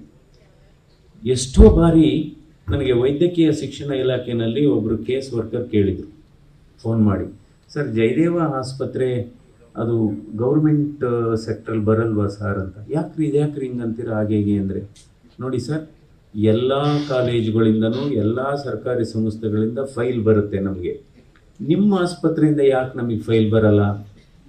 ಈಗ ನೋಡಿ, ಯಾವುದಾದ್ರೂ ಅಪಾಯಿಂಟ್ಮೆಂಟ್ಗಾಗ್ಬೋದು, ಅಸಿಸ್ಟೆಂಟ್ ಪ್ರೊಫೆಸರ್ಗಾಗ್ಬೋದು ಪ್ರಮೋಷನ್, ಅಸೋಸಿಯೇಟ್ ಪ್ರೊಫೆಸರ್ ಪ್ರಮೋಷನ್ ಎಲ್ಲ ಓಡಾಡ್ತಾರೆ. ವಿಧಾನಸೌಧ, MS ಬಿಲ್ಡಿಂಗ್, ವಿಕಾಸಸೌಧ ಕಾರಿಡಾರಲ್ಲಿ ಹೋದ ಎಲ್ಲ ಕಡೆಯಿಂದ ಬರ್ತಾರೆ, ಪ್ರಮೋಷನ್ ಬೇಕು ಅಂತ. ನಿಮ್ಮಲ್ಲಿ ಪ್ರಮೋಷನ್ ಆಗ್ತಾ ಇಲ್ವ ಸರ್, ನಿಮ್ಮಲ್ಲಿ ಏನು ಅಪಾಯಿಂಟ್ಮೆಂಟ್ ಆಗ್ತಾ ಇಲ್ವಲ್ಲ, ಫೈಲ್ ಯಾಕೆ ಬರಲ್ವ ಅಂದರೆ, ನಾನು ನಮ್ಮ ಯಾವುದೇ ಒಬ್ಬ ಸಿಬ್ಬಂದಿಯವರು ಅಥವಾ ಯಾವುದೇ ಒಬ್ಬ ನಮ್ಮ ಬೋಧಕ ವರ್ಗದವರಾಗ್ಬೋದು, ಬೋಧಕೇತರ ವರ್ಗದವರಾಗ್ಬೋದು, ವಿಧಾನಸೌಧಕ್ಕೆ ಹೋಗಬಾರ್ದು. ಅದನ್ನೆಲ್ಲ ನಾನೇ ಫೈಲ್ ತಗೊಂಡೋಗಿ ನಾನೇ ಮುಖ್ಯಮಂತ್ರಿಯವರಿಂದ ಅಥವಾ ವೈದ್ಯಕೀಯ ಶಿಕ್ಷಣ ಸಚಿವರಿಂದ ಅಪ್ರೂವ್ ಮಾಡಿಸಿ ಅವರಿಗೆ ಶನಿವಾರ ಪ್ರಮೋಷನ್ಗೆ ಎಲಿಜಿಬಿಲಿಟಿ ಇದ್ದರೆ ಶುಕ್ರವಾರ ಸಾಯಂಕಾಲ ಕೊಟ್ಟಿದ್ದೀನಿ ಎಲ್ಲರಿಗೂ. ಅದರ ಯಾವುದೇ ಒಂದು ತಿಳ್ಕೊಳ್ಳಿ, ಒಂದು ವಸ್ತುವಿನ ಬೆಲೆ ಗೊತ್ತಾಗೋದು, ಒಬ್ಬ ವ್ಯಕ್ತಿಯ ಬೆಲೆ ಗೊತ್ತಾಗೋದು, ಅದು ಪಡೆಯೋದಕ್ಕಿಂತ ಮೊದಲು, ಹೋದ ನಂತರನೇ ಗೊತ್ತಾಗೋದು. ಇದು ಬಹಳ ಮುಖ್ಯವಾದದ್ದು. ಎಷ್ಟೋ ಜನ ನಮ್ಮವ್ರಿಗೆ ಗೊತ್ತೇ ಇಲ್ಲ. ಸುಮಾರು ಜನರಿಗೆ MS ಬಿಲ್ಡಿಂಗ್ ಅಂದರೆ ಏನಂತಾರೆ ನಮ್ಮ ಜಯದೇವ ಎಂಪ್ಲಾಯೀಸ್. ಎಲ್ಲಿದೆ ಸರ್ ಅದು? ಇನ್ನು ಕೆಲವರು ಬೇರೆ ಕಾಲೇಜವ್ರು ಕೇಳಿದರೆ, ಸರ್ MS ಬಿಲ್ಡಿಂಗಲ್ಲಿ ವಾಸ ಆಗಿದ್ದೀವಿ ಸರ್ ನಾವು, ಅಥವಾ ವಿಧಾನಸೌಧದಲ್ಲೇ ವಾಸ ಆಗಿದ್ದೀವಿ ಸರ್ ಅಂತ. ಅಂದರೆ ನಾವು ಕೆಲಸ ಮಾಡಬೇಕಾದ್ರೆ ಒಂದು ಭಾಗ ಆಯಿತು ಕಟ್ಟಡಗಳು ಬೇಕು, ಒಂದು ಭಾಗ ಅನುದಾನಗಳು ಬೇಕು, ಇನ್ನೊಂದು ಭಾಗ ಉಪಕರಣಗಳು ಬೇಕು. ಕೇವಲ ಉಪಕರಣಗಳಿಂದಾಗಲಿ ಅಥವಾ ಕಟ್ಟಡಗಳಿಂದ ಆಗಲಿ ಮಾತ್ರ ನಾವು ಉತ್ತಮವಾದಂಥ ಚಿಕಿತ್ಸೆ ಕೊಡಲಿಕ್ಕೆ ಸಾಧ್ಯ ಇಲ್ಲ. ಕೆಲಸ ಮಾಡತಕ್ಕಂಥ ಒಂದು ವಾತಾವರಣವನ್ನು ಸೃಷ್ಟಿ ಮಾಡಬೇಕು. ಆ ಕೆಲಸ ಮಾಡತಕ್ಕಂಥ ವಾತಾವರಣವನ್ನು ಸೃಷ್ಟಿ ಮಾಡುವ ಜವಾಬ್ದಾರಿ ನಮ್ಮದಾಗಿತ್ತು. ನಾನು ಎಷ್ಟು ಬಾರಿ ಹೇಳಿದ್ದೇನೆ, ಯಾರೋ ಒಬ್ಬರು ಬರ್ಕೊಂಬರ್ತಾರೆ, ಸರ್ ಅವ್ರಿಗೆ ಪ್ರಮೋಷನ್ ಕೊಡಬೇಡಿ ಅಂತ. ಅಂದರೆ ನೀವು ಜೀವನ ಪೂರ್ತಿ ಒಂದು ಕಲ್ಲನ್ನು ಕೆತ್ತಬೇಕಾದ್ರೆ ಆಯಿತು, ಕೆತ್ತಿದ ಮೇಲೆ ಅದು ಶಿಲೆ ಆಗುತ್ತೆ. ಆದರೆ ಮನುಷ್ಯ ಎಂಬ ಶಿಲೆ ಇದೆಯಲ್ಲ, ನೀವು ಜೀವನ ಪೂರ್ತಿ ಕೆತ್ತಿದರೂ ಶಿಲೆಯಾಗದ ಶಿಲೆ ಅಂದರೆ ಮನುಷ್ಯ ಅಂತ. ಜೀವನ ಪೂರ್ತಿ ಕೆತ್ತಿದ್ರು ಕೂಡ ಶಿಲೆಯಾಗದ ಶಿಲೆ ಅಂದರೆ ಮನುಷ್ಯ ಅಂತಲೇ ಹೇಳಬೇಕಾಗುತ್ತೆ. ಸೊ ಅದರಿಂದ ನಾವು ನೋಡ್ಬೋದು, ಈ ಭಾರತ ದೇಶದಲ್ಲಿ 125 ಜನ ಕಾರ್ಡಿಯಾಲಜಿಸ್ಟ್ ಕೆಲಸ ಮಾಡತಕ್ಕಂಥ ಏಕೈಕ ಸಂಸ್ಥೆ ಇವತ್ತು ಜಯದೇವ ಹೃದ್ರೋಗ ಸಂಸ್ಥೆ. 60 ಜನ ಹೃದ್ರೋಗ ಕಾರ್ಡಿಯಾಕ್ ಸರ್ಜನ್ಸ್, 50 ಜನ ಇವತ್ತು ಅನಸ್ಥೆಟಿಸ್ಟ್. ಪ್ರಾರಂಭದಲ್ಲಿ ನಾನು ಯಾವ ರೀತಿ ಕೆಲಸ ಮಾಡಿದ್ದೀನಿ ಅಂದರೆ 2007-8ರಲ್ಲಿ ಸ್ಪೆಷಲಿಸ್ಟ್ ಕೊರತೆ ಬಹಳ ಇತ್ತು, ಬಹಳ. ಇವತ್ತು ಸ್ಯಾಚುರೇಟ್ ಆಗಿದ್ದೀವಿ, ದಟ್ಸ್ ಎ ಡಿಫ್ರೆಂಟ್ ಇಶ್ಯೂ. 11 ಗಂಟೆಗೆ ಬಂದಂಥ ಒಬ್ಬ ಹಾರ್ಟ್ ಸರ್ಜನ್ನು ಅಥವಾ ಅನಸ್ಥೆಟಿಸ್ಟು ಅರ್ಜಿ ಕೊಟ್ಟಾಗ ನಾನು ಅವ್ರನ್ನ ಅಲ್ಲೇ ಕೂರಿಸಿ ಕಾಫಿ ಕುಡಿಸಿ, ಇಲ್ಲ ಸರ್ ನಾನು ಬೆಳಗಾಮು, ಇಲ್ಲ ಸರ್ ನಾನು ಮಂಗಳೂರು, ಇಲ್ಲ ನಾನು ಒಂದು ವಾರ ಆದಮೇಲೆ ಬರ್ತೀನಿ. ನಾನು ಅವ್ರಿಗೆ ಇಲ್ಲ ಇನ್ನೊಂದು ಅವರ್ ಕೂತ್ಕೊಳ್ಳಿ, ನಾನು ಇವತ್ತೇ ಅಪಾಯಿಂಟ್ಮೆಂಟ್ ಆರ್ಡರ್ ಕೊಡ್ತೀನಿ ಅಂತ. ಇಲ್ಲ ಸರ್ ಊರಿಗೆ ಹೋಗಿ ಬರ್ತೀನಿ ಅಂತ. ನನಗೆ ಅವ್ರು ಊರಿಗೆ ಹೋದ್ರೆ ಇನ್ನು ಬರ್ತಾರೋ ಇಲ್ವೋ ಅಂತ. ಆ ರೀತಿ ಡೆವಲಪ್. ಇವತ್ತು ಬಿಡಿ, ಇವತ್ತು 10 ಪೋಸ್ಟ್ಗೆ ನಾವು ಅರ್ಜಿ ಕರೆದ್ರೆ 100 ಜನ ಆಗ್ತಾ ಇದ್ದಾರೆ. ಸೊ ಕೆಲವ್ರು ಏನು ಹೇಳಿದರು, ಸರ್ ನಮಗೆ ಬೇರೆ ಖಾಸಗಿ ಆಸ್ಪತ್ರೆಯಲ್ಲಿ 5 ಲಕ್ಷ ಆಫರ್ ಮಾಡಿದ್ದಾರೆ, ಇಲ್ಲಿ ನೋಡಿದರೆ 70,000, ಅವಾಗೇನದ ಕಡೆ 80,000 ಅನಿಸುತ್ತೆ. ಆದರೆ ನೀವು ನನ್ನನ್ನು ಕೂರಿಸಿದ್ರಿ, ನೀವಂಥ ದೊಡ್ಡ ವೈದ್ಯರು, ನಿರ್ದೇಶಕರು, ನೀವು ನನಗೆ ಕಾಫಿ ಕೊಟ್ರಿ, ಅದರಿಂದ ನಾವು 5 ಲಕ್ಷಕ್ಕೆ ಬೆಲೆ ಕೊಡಲ್ಲ, ನಿಮ್ಮ ವ್ಯಕ್ತಿತ್ವಕ್ಕೆ ಬೆಲೆ ಕೊಟ್ಟು ಇಲ್ಲೇ ಸೇರ್ಕೊತೀವಿ ಅಂತ ಮಾಡಿದ್ದು ಈಗ ದೊಡ್ಡ ಡಿಪಾರ್ಟ್ಮೆಂಟ್ ಆಗಿದೆ.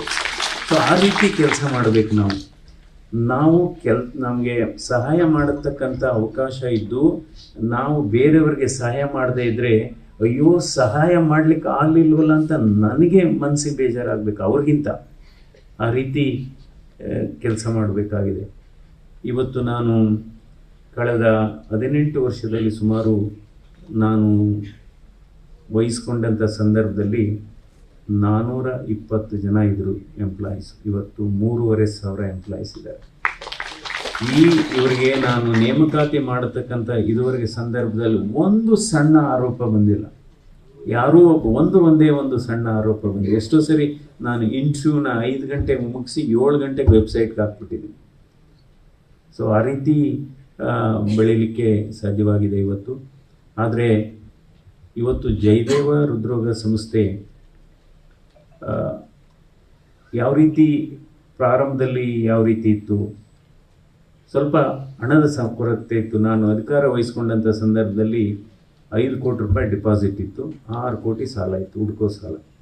ಸೊ ನಾನೇನು ಹೇಳಿದೆ ಎಲ್ಲರಿಗೂ, ನಮ್ಮೆಲ್ಲ ಎಂಪ್ಲಾಯೀಸ್ಗೂ ಕರೆದು 1 ದಿವಸದ ಸ್ಯಾಲ್ರಿನ ನಾವೇ ದೇಣಿಗೆ ಕೊಟ್ಬಿಟ್ಟು ನಾವೇ ಡೊನೇಟ್ ಮಾಡ್ಬಿಡೋಣ ಇನ್ಸ್ಟಿಟ್ಯೂಟ್ಗೆ, ಆಮೇಲೆ ಬೇರೆಯವ್ರನ್ನ ಕೇಳೋಣ.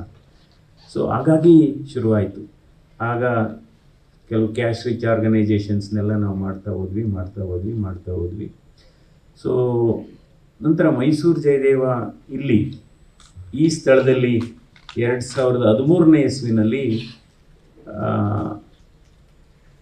ಇದು ನಮಗೆ 13 ಎಕರೆ ಜಮೀನು ಅಲಾಟ್ ಆಯಿತು. ನಮ್ಮ ಸ್ಯಾನಿಟೋರಿಯಂ ಇಲ್ಲೇ ವಿರೂಪಾಕ್ಷ ಇದ್ದಾರೆ. ಪಾಪ ಅವರು, ಸರ್ ಇನ್ನೂ ಜಾಸ್ತಿ ತಗೊಳ್ಳಿ ಅಂದರು. ಆಯಿತು ಇದು ಮಾಡೋಣ ಅಂತ. ಆಮೇಲೆ ಏನಾಯಿತು, ಇದಕ್ಕೆ ಎಷ್ಟು ಟ್ಯಾಕ್ಸ್ ಕಟ್ಟೋದು ಏನೋ ರಿಜಿಸ್ಟ್ರೇಷನ್ದು ಅಂತ ಬಂತು. ಅಲ್ಲೋಗಿ ಸಬ್ ರಿಜಿಸ್ಟ್ರಾರ್ ಆಫೀಸಲ್ಲಿ ಕೇಳಿದರೆ, ಇಲ್ಲ ಸರ್ ಅದಷ್ಟು 20 ಕೋಟಿ ಕಟ್ಟಬೇಕು ಹಾಗೆ ಹೇಗೆ ಅಂದರು. ಸೊ ನಂತರ ಟ್ರಾನ್ಸ್ಫರ್ ಆಯ್ತದು. ನಂತರ 2013ನೇ ಇಸ್ವಿನಲ್ಲಿ ನಾವು ಇದನ್ನು ತಗೊಂಡ್ವಿ.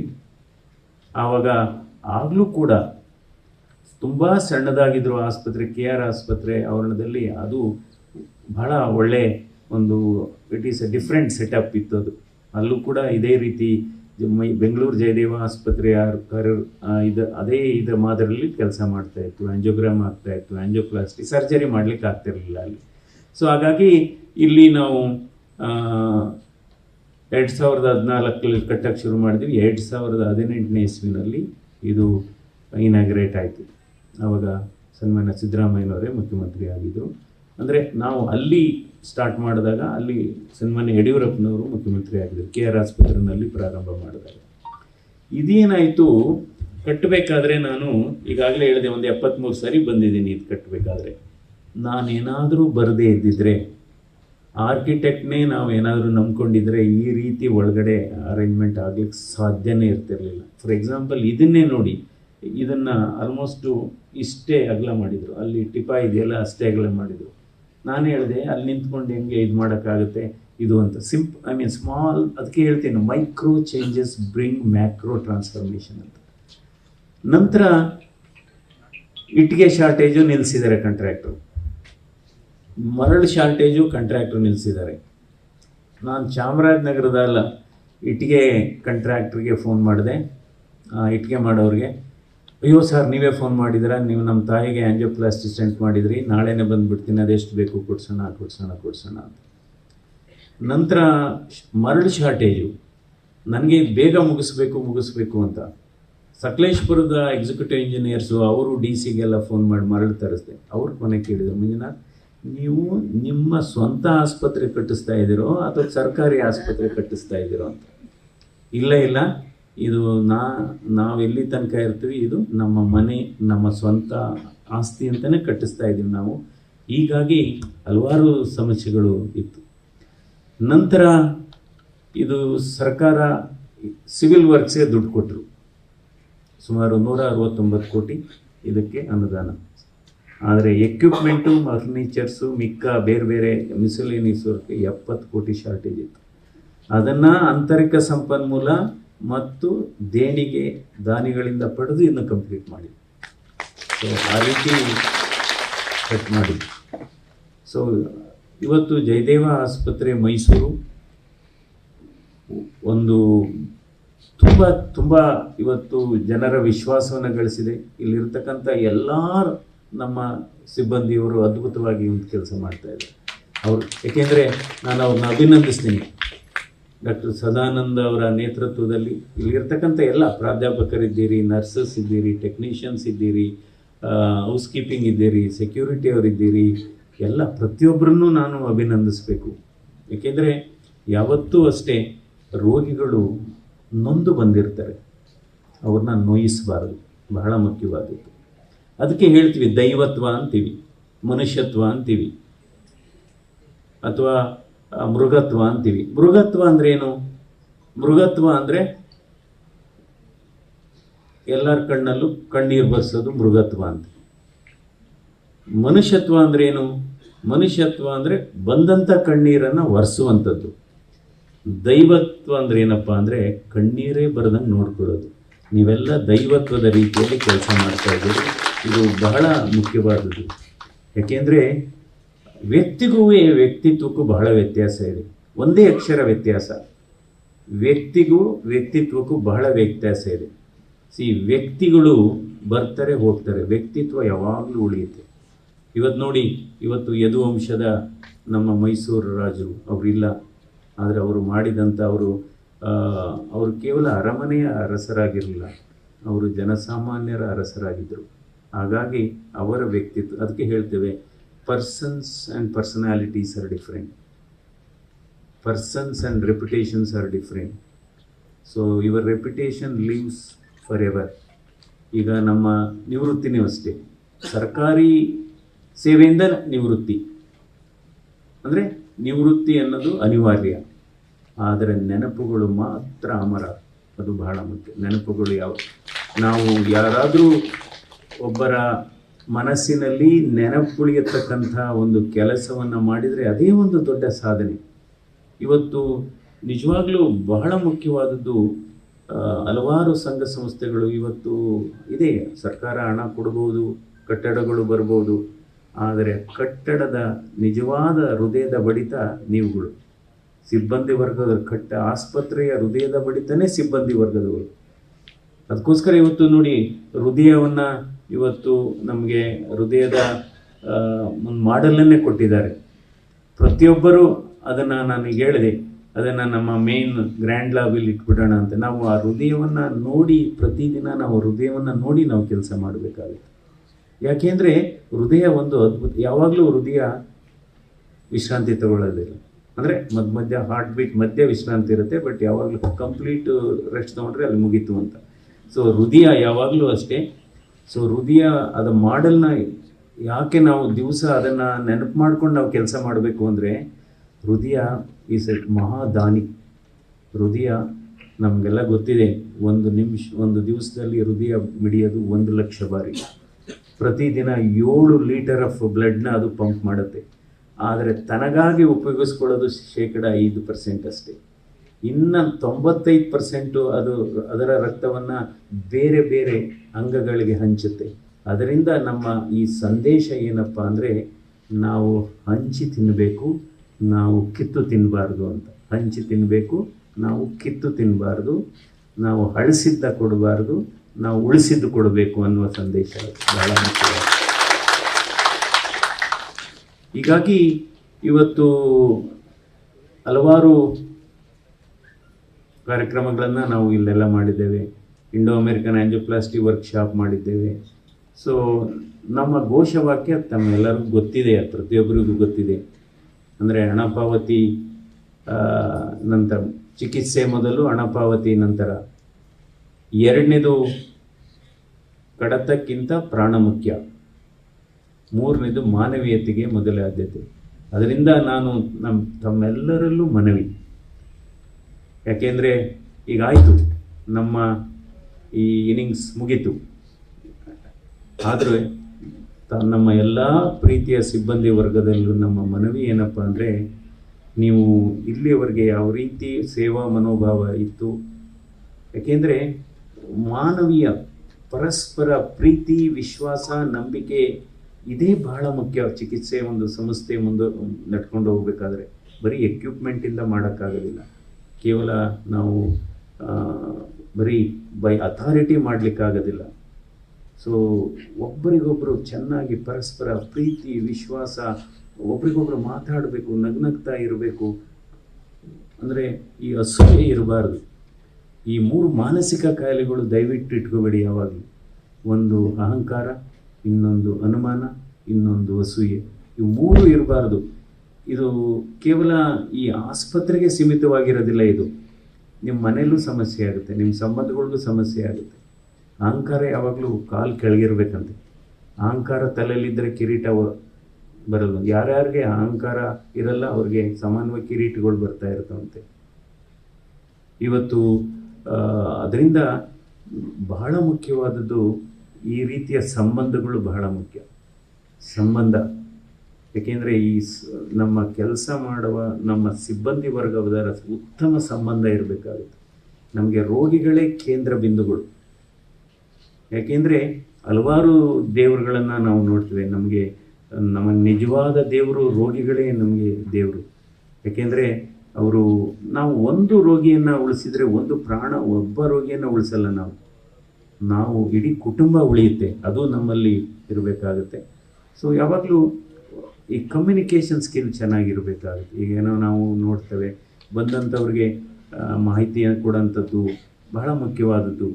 ಎಷ್ಟು ಸರಿ ಅಲ್ಲೋಗಿ ಇಲ್ಲೋಗಿ, ನಾನು ಹಲವಾರು ಬಾರಿ ಹೇಳಿದ್ದೇನೆ, ಯಾವುದೇ ಒಬ್ಬ ರೋಗಿ ಏನಾದರೂ ಕೇಳಿ ನನಗೆ ಗೊತ್ತಿಲ್ಲ ಅಂತ ಯಾರು ಹೇಳಬಾರ್ದು. ಅವ್ರಿಗೆ ಹೇಳಬೇಕು, ಈ ಕಡೆ ಹೋಗಿ ಆ ಕಡೆ ಹೋಗಿ, ಅಥವಾ ಆಪ್ರೇಷನ್ ಮಾಡಿದ ಮೇಲೆ ಅವ್ನು ಗುಣಮುಖನಾದ್ನ, ಕಾಂಪ್ಲಿಕೇಶನ್ ಏನಾಯಿತು, ಇದು ಬಹಳ ಮುಖ್ಯವಾದದ್ದು ಈ ರೀತಿ. ಅದಕ್ಕೋಸ್ಕರ ಇವತ್ತು ಜಯದೇವ ಹೃದ್ರೋಗ ಆಸ್ಪತ್ರೆ ತಮ್ಮೆಲ್ಲರಿಗೂ ನನ್ನ ಮನವಿ ಏನಪ್ಪ ಅಂದರೆ, ಇದೊಂದು ಕಲ್ಪವೃಕ್ಷ ಆಗಬೇಕು, ಹೃದ್ರೋಗ ಕ್ಷೇತ್ರದ ಕಲ್ಪವೃಕ್ಷ ಆಗಬೇಕು ಜಯದೇವ ಆಸ್ಪತ್ರೆ. ಮತ್ತು ಬಂದಂಥ ರೋಗಿಗಳಿಗೆ ಇದು ಒಂದು ಕಾಮಧೇನು ಆಗಬೇಕು, ಚಿಕಿತ್ಸೆ ವ್ಯವಸ್ಥೆಯಲ್ಲಿ ಕಾಮಧೇನು ಆಗಬೇಕು, ಒಂದು ಕಲ್ಪವೃಕ್ಷ ಆಗಬೇಕು. ಯಾಕೆಂದರೆ ಇದು ಯಾವಾಗಲೂ ನಿರಂತರವಾಗಿ ಈ ಗುಣಮಟ್ಟದ ಚಿಕಿತ್ಸೆ ಹೀಗೆ ಮುಂದುವರಿಬೇಕಾಗುತ್ತೆ. ಸೊ ಇದಕ್ಕೆ ತಮ್ಮ ಎಲ್ಲ ಅಭಿಮಾನ. ಯಾಕೆಂದರೆ ಇವತ್ತು ಇಷ್ಟೊಂದು ವಿಶ್ವವಿಖ್ಯಾತ ಆಗಬೇಕಾದ್ರೆ ಇದರ ತಮ್ಮೆಲ್ಲರ ಕೊಡುಗೆ ಇದೆ. ಅದಕ್ಕೋಸ್ಕರ ಮತ್ತೊಮ್ಮೆ ತಮ್ಮೆಲ್ಲರನ್ನ ನಾನು ಅಭಿನಂದಿಸ್ತೇನೆ. ಸೊ ಅಂದರೆ ಯಾರೂ ಕೂಡ, ಎಲ್ಲರಿಗೂ ಕೂಡ ಒಂದು ಅವಕಾಶ ಇರುತ್ತೆ, ಅದನ್ನು ನಾವು ಸದುಪಯೋಗಗೊಳಿಸ್ಕೋಬೇಕಾಗುತ್ತೆ. ಇದು ಬಹಳ ಮುಖ್ಯವಾದದ್ದು. ಸೊ ಎಲ್ಲರಿಗೂ ತಾಯಿ ಹೃದಯ ಇರಬೇಕು. ತಾಯಿ ಹೃದಯ ಅಂದರೆ ಬರೀ ಹೆಣ್ಮಕ್ಳಿಗೆ ಅಂತಲ್ಲ, ನಮ್ಮ ಗಂಡು ಮಕ್ಳಿಗೂ ತಾಯಿ ಹೃದಯ ಇರಬೇಕಾಗುತ್ತೆ. ಅದಕ್ಕೆ ಒಂದು ಕತೆ ಕೂಡ ಹೇಳ್ತೀವಿ. ತಾಯಿ ಹೃದಯ ಮತ್ತು ಮಗುವಿನ ಮನಸ್ಸು ಇದ್ದರೆ ನಾವು, ಏಕೆಂದರೆ ಆವಾಗಲೇ ನಾವು ಒಳ್ಳೆಯ ಚಿಕಿತ್ಸೆ ಕೊಡಲಿಕ್ಕಾಗೋದು. ಅಂದರೆ ನಾವು ಕಲಿಬೇಕು, ಕಲಿಸಬೇಕು, ಕಲ್ತ್ಕೋಬೇಕು. ಇದು ಬಹಳ ಮುಖ್ಯವಾದದ್ದು. ಯಾವತ್ತೂ ಅಷ್ಟೇ. ಈಗ ನನಗೆ ಬಹುಶಃ ನಮ್ಮ ಯಾವುದೇ ಕ್ಷೇತ್ರ ಆಗ್ಬೋದು, ಸಮುದ್ರದಷ್ಟಿದೆ ಕಲಿಬೇಕಾಗಿರೋದು. ನಮಗೆ ಗೊತ್ತಿರೋದು ಹನಿ ಅಷ್ಟೇ. ಸೊ ಕಲಿಬೇಕಾಗುತ್ತೆ. ಸೊ ಅದಕ್ಕೆ ಪ್ರತಿಯೊಂದು ಈ ಸಂಬಂಧ ಮಾತ್ರ, ನಮ್ಮ ಸಂಬಂಧ ಬಹಳ ಮುಖ್ಯ. ನೋಡಿ, ಹಿಂದೆ ಎಲ್ಲ ಸಂಬಂಧ ಹೇಗಿತ್ತು ಅಂದರೆ, ಹಸಿರು ಎಲೆಯಲ್ಲಿ ಊಟ ಮಾಡುವಾಗ ಭಾಳ ಹಸಿರಾಗಿತ್ತಂತೆ ಸಂಬಂಧಗಳು. ಇವತ್ತು ಅದೇ ಬಂದು ಸಂಬಂಧಗಳ ಕೊರತೆ ಇದೆ ಇವತ್ತು. ಎಲ್ಲ ಯಾವುದೇ ಸಂಸ್ಥೆಗೆ ಹೋಗಿ ಅಲ್ಲಿ 5 ಜನ ಇದ್ದರೆ ಅಲ್ಲಿ 2 ಗುಂಪುಗಳು, ಇನ್ನೊಂದು 10 ಜನ ಇದ್ದರೆ 3 ಗುಂಪುಗಳು.